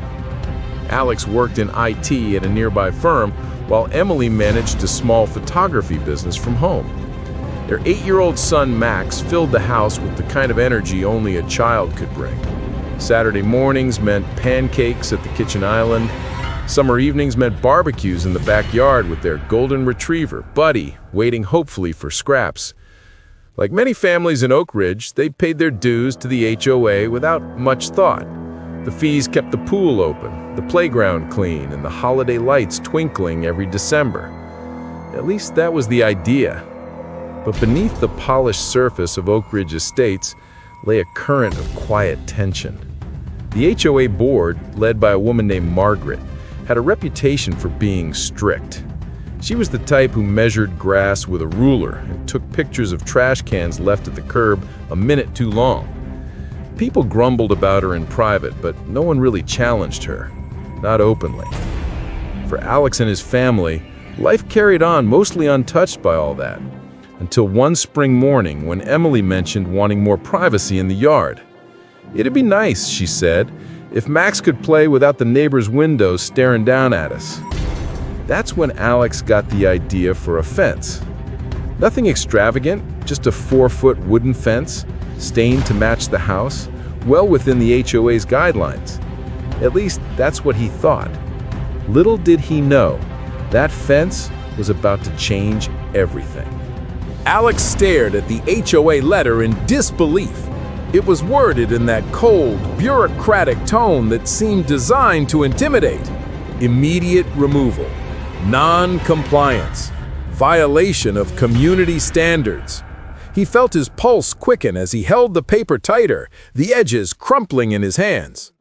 "This doesn't make sense," he muttered, laying the letter flat on the kitchen counter for Emily to read. Emily skimmed it, frowning. "But you followed the rules exactly. We both went over them twice." She was right.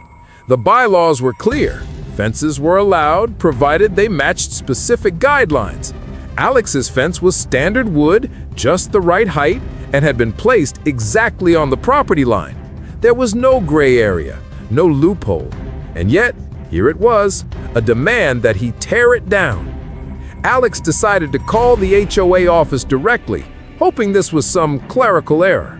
But when the receptionist transferred him to Margaret herself, he knew the conversation was about to spiral. Margaret's voice carried that clipped, condescending tone she had mastered so well. "Mr. Johnson, Your fence has been deemed out of alignment with the community's visual integrity. It disrupts the flow of property lines. Alex's jaw clenched. Out of alignment?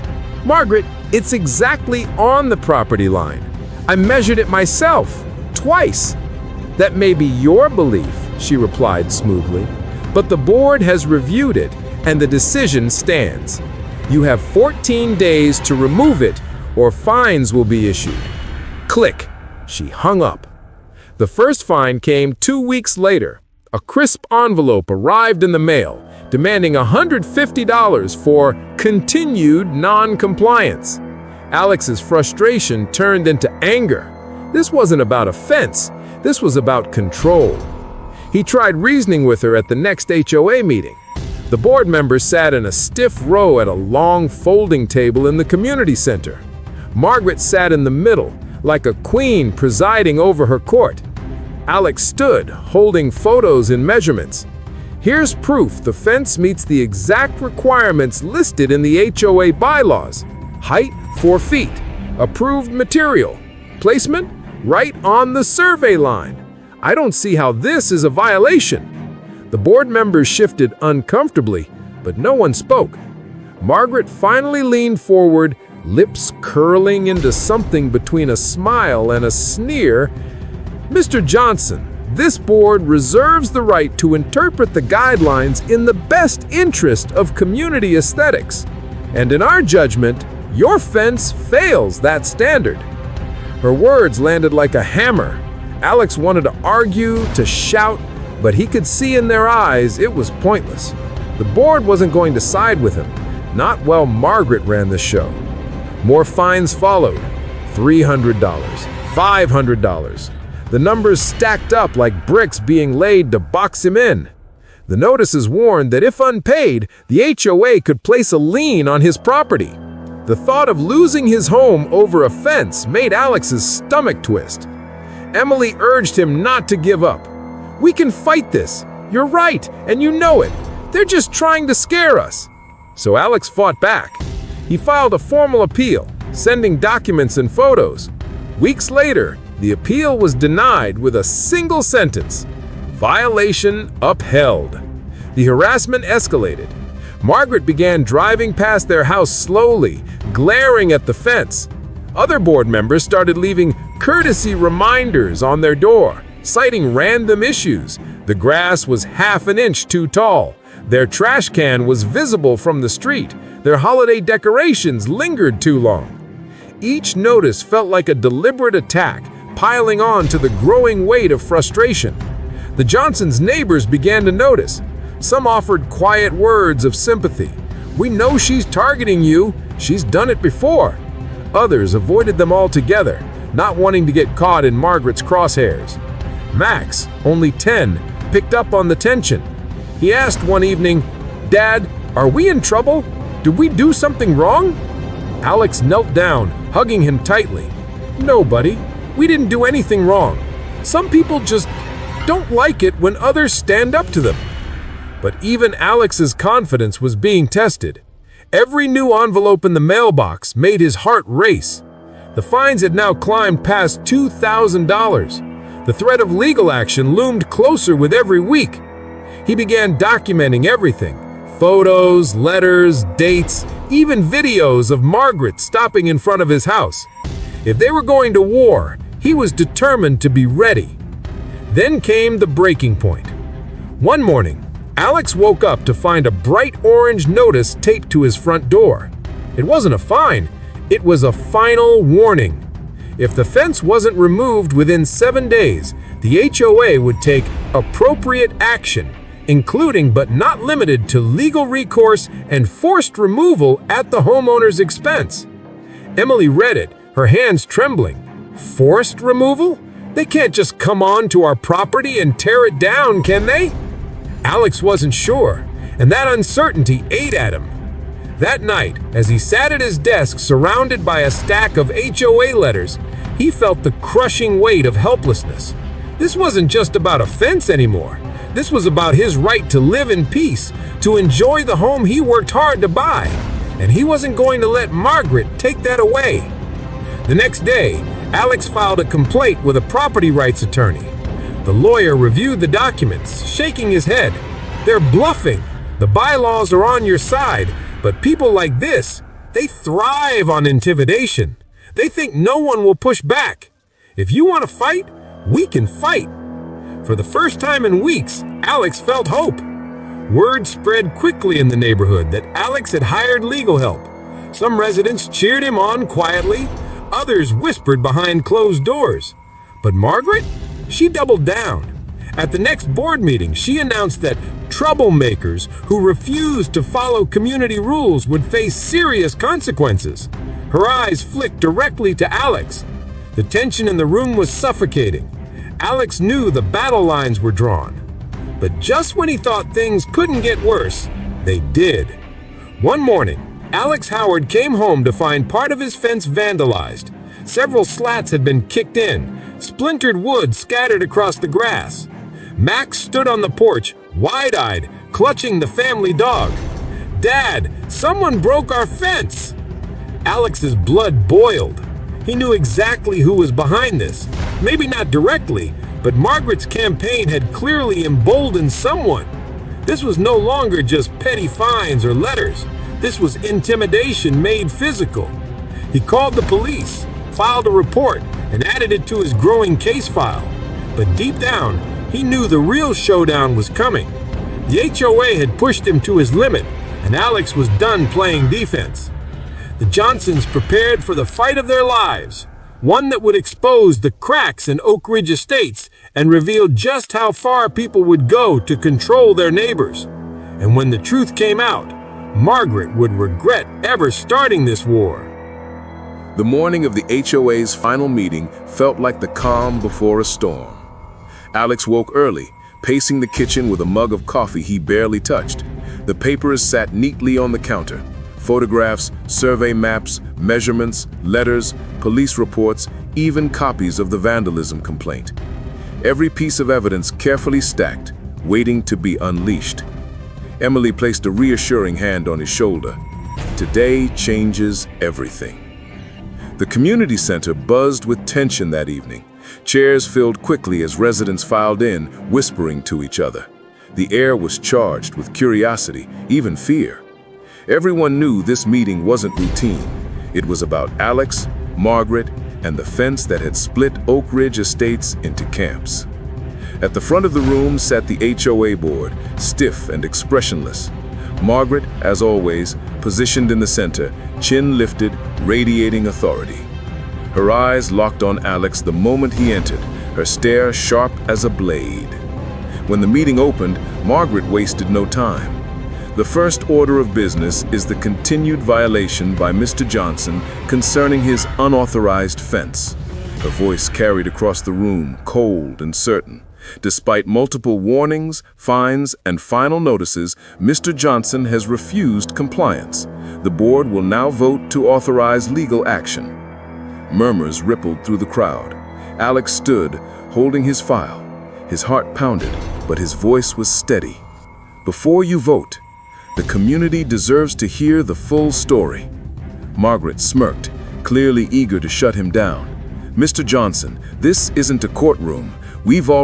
That's where you're wrong, Alex cut in, his voice sharp, because this is exactly like a courtroom when you threaten to take someone's home. And unlike you, I came prepared. He walked to the front, dropping his stack of papers onto the table with a heavy thud. The sound silenced the room. Here are the HOA bylaws.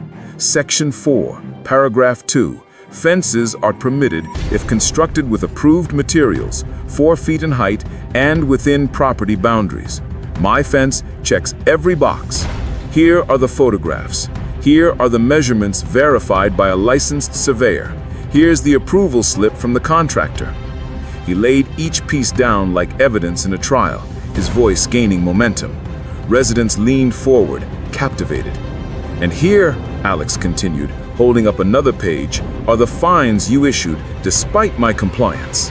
And here's the police report. After part of my fence was vandalized. That didn't happen until after your campaign of harassment began. You didn't just target my property, you put my family in danger. The room erupted in whispers, eyes darting between Alex and Margaret. Margaret's face flushed, but she forced a laugh. "Mr. Johnson, this is dramatic but irrelevant. The board has the right to interpret the rules for the good of the community." "No," Alex shot back. "The board has the right to enforce the rules as they are written. And when you go beyond that, when you twist them to suit your own bias, you're not protecting the community, you're abusing your power." Gasps filled the room. Even some board members shifted uncomfortably. Margaret tried to regain control. "Order, order please," but her voice cracked under the weight of the moment. Alex wasn't finished. He pulled out one last sheet, the trump card. "This is a letter from my attorney. It states that if you pursue legal action against me, we will file a countersuit for harassment, unlawful fines, and defamation. And based on the evidence I've collected, you will lose." The silence that followed was electric. Margaret's confident mask slipped for the first time, her jaw tightening, her eyes narrowing. A resident in the back stood up. "He's right. The fence is fine. We all know it. Why are we wasting everyone's time and money?" Another voice chimed in. "This has gone too far. He's not the problem. The board is." One by one, neighbors began speaking, their voices rising in support of Alex. The tide was turning in real time. The once intimidating presence of the board suddenly looked small, cornered, exposed. Margaret pounded the gavel, desperate to regain control. "Enough! This meeting will not devolve into chaos." But chaos had already arrived, and this time it wasn't on her side. Alex leaned forward, his final words calm but devastating. "This ends tonight. Either you admit you were wrong and drop every fine, or we take this fight to court, where your power means nothing." The board sat frozen, eyes darting nervously between Margaret and the restless crowd. Margaret's hands trembled as she adjusted her papers, realizing she had lost. The vote never happened. The meeting ended in shouts and murmurs, residents surrounding Alex, shaking his hand, thanking him. Margaret stormed out, her once iron grip over Oak Ridge Estates shattered. For the first time in months, Alex felt the crushing weight lift. The fight wasn't just about a fence anymore. It was about standing up, about refusing to be bullied, and he had won the turning point.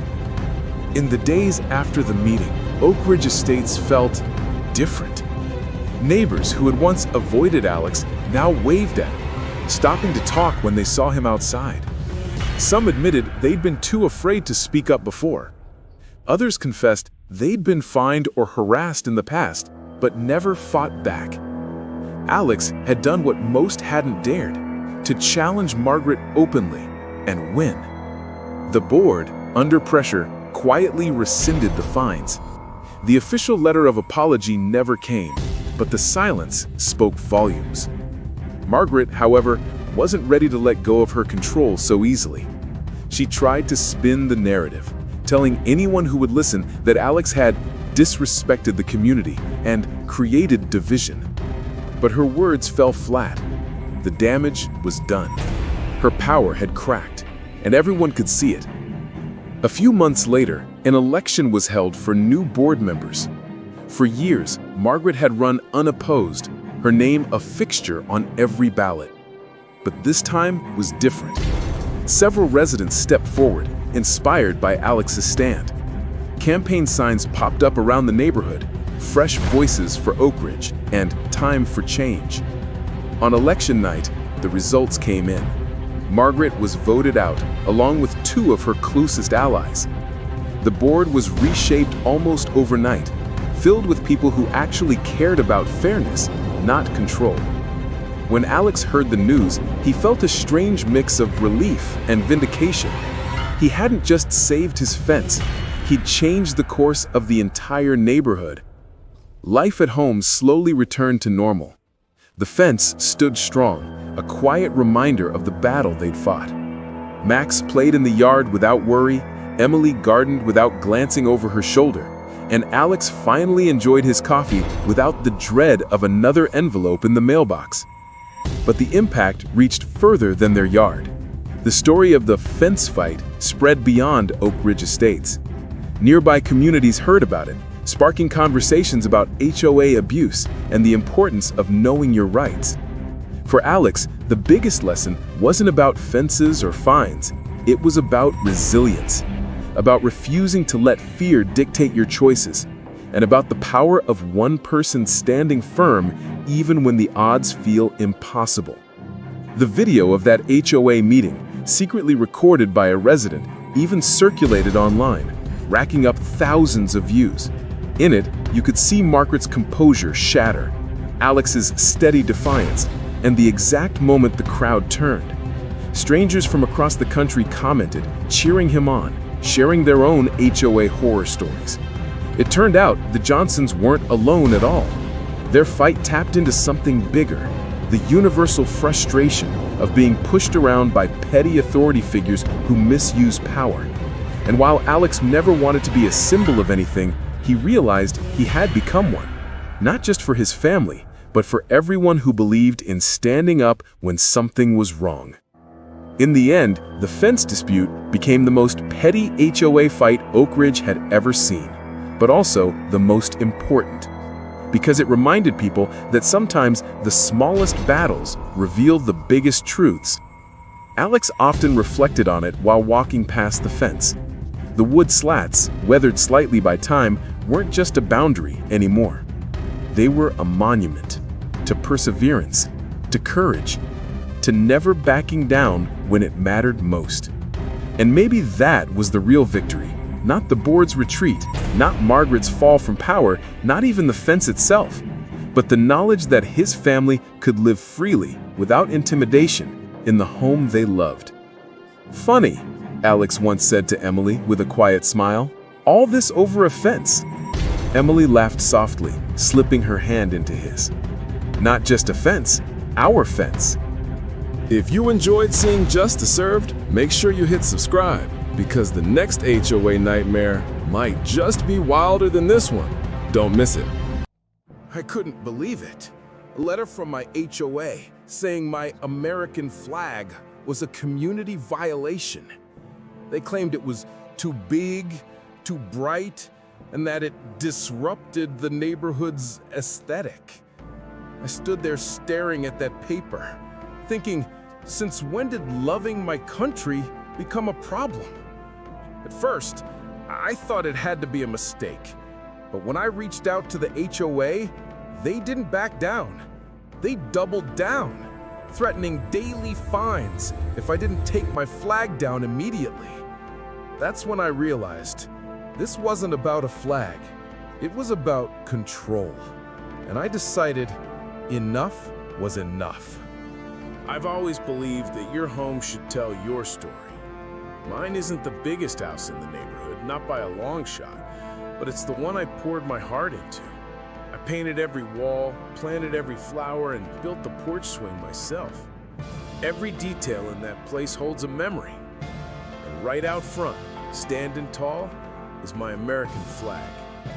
It's been there since the day I moved in, waving proudly in the morning breeze, catching the light of every sunrise. To me, it's not just decoration.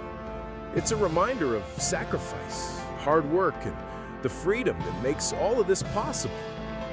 Neighbors would often nod or smile as they walked by. Some even mentioned how good the flag looked with the way the morning sun hit it. I never once thought it could bother anyone. It was just part of my home, like the oak tree in the yard, or the sound of kids riding bikes down the street. Then one morning, I opened my front door and saw an envelope taped right to it. White, official-looking paper, sealed with the HOA logo at the top. At first, I thought it was something minor, maybe a reminder about trash bins or community parking rules. But when I opened it and started reading, my stomach dropped. Your property is in violation of Section 4.2 Exterior Display Regulations. Please remove the American flag from your front yard immediately. Failure to comply may result in daily fines. I actually laughed out loud at first, thinking it had to be some kind of mistake. A flag violation? That couldn't be real. Maybe someone on the board got confused, or maybe they meant something else. So I did what any reasonable person would do. I reached out. I emailed the HOA office that same day, attaching a photo of the flag, politely asking if there'd been a misunderstanding. I even quoted part of the US flag code, thinking that would clear things up quickly. A few hours later, I got a reply. Short, cold. No greeting, no explanation. Your flag is not in compliance with community aesthetic standards. Please remove it within 10 days to avoid penalties. That's it. No discussion, no reasoning, just an ultimatum. I couldn't believe it. The flag wasn't oversized. It wasn't blocking anything. It wasn't even lit at night, which I later realized was one of their complaints. Still, I replied again, trying to be civil, asking for a conversation. The next day, another message arrived. This time it said, failure to comply will result in daily fines of $100 until the violation is resolved. That's when it hit me. This wasn't about the flag at all. This was about control. And I wasn't about to let them win that easily. After that second letter from the HOA, I started to realize this wasn't a misunderstanding. It was a power play. They weren't interested in talking. They wanted obedience.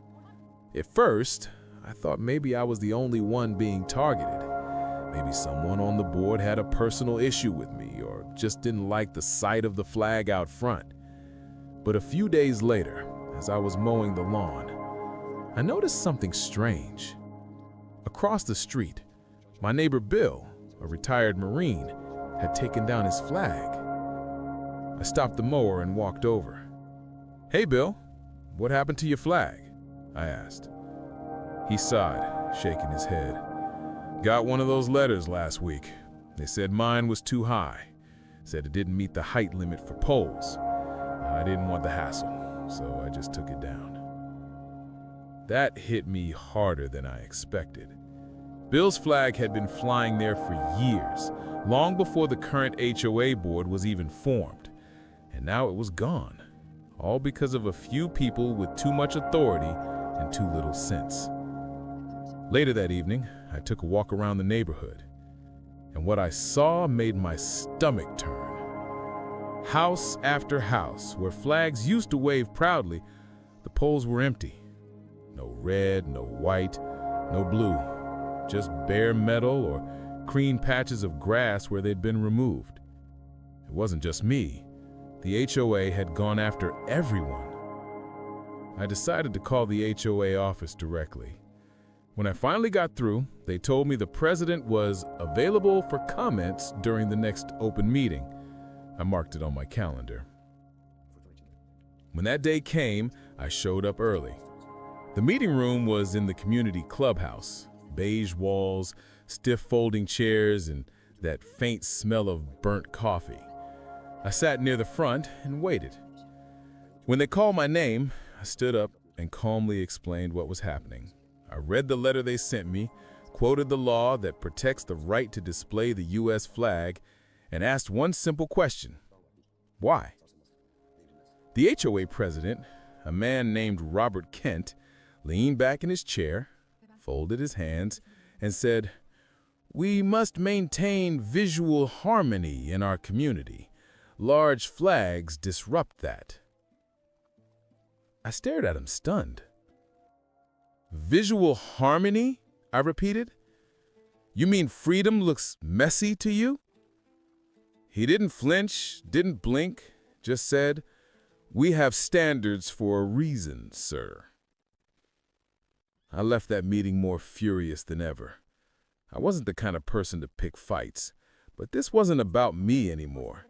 It was about everyone they'd pushed around and intimidated into silence. At night, I couldn't sleep. So around midnight, I sat at my desk, opened my laptop, and started typing. I wrote a post for our town's Facebook group. I told the whole story, the letters, the fines, the visual harmony comment, and how my neighbors were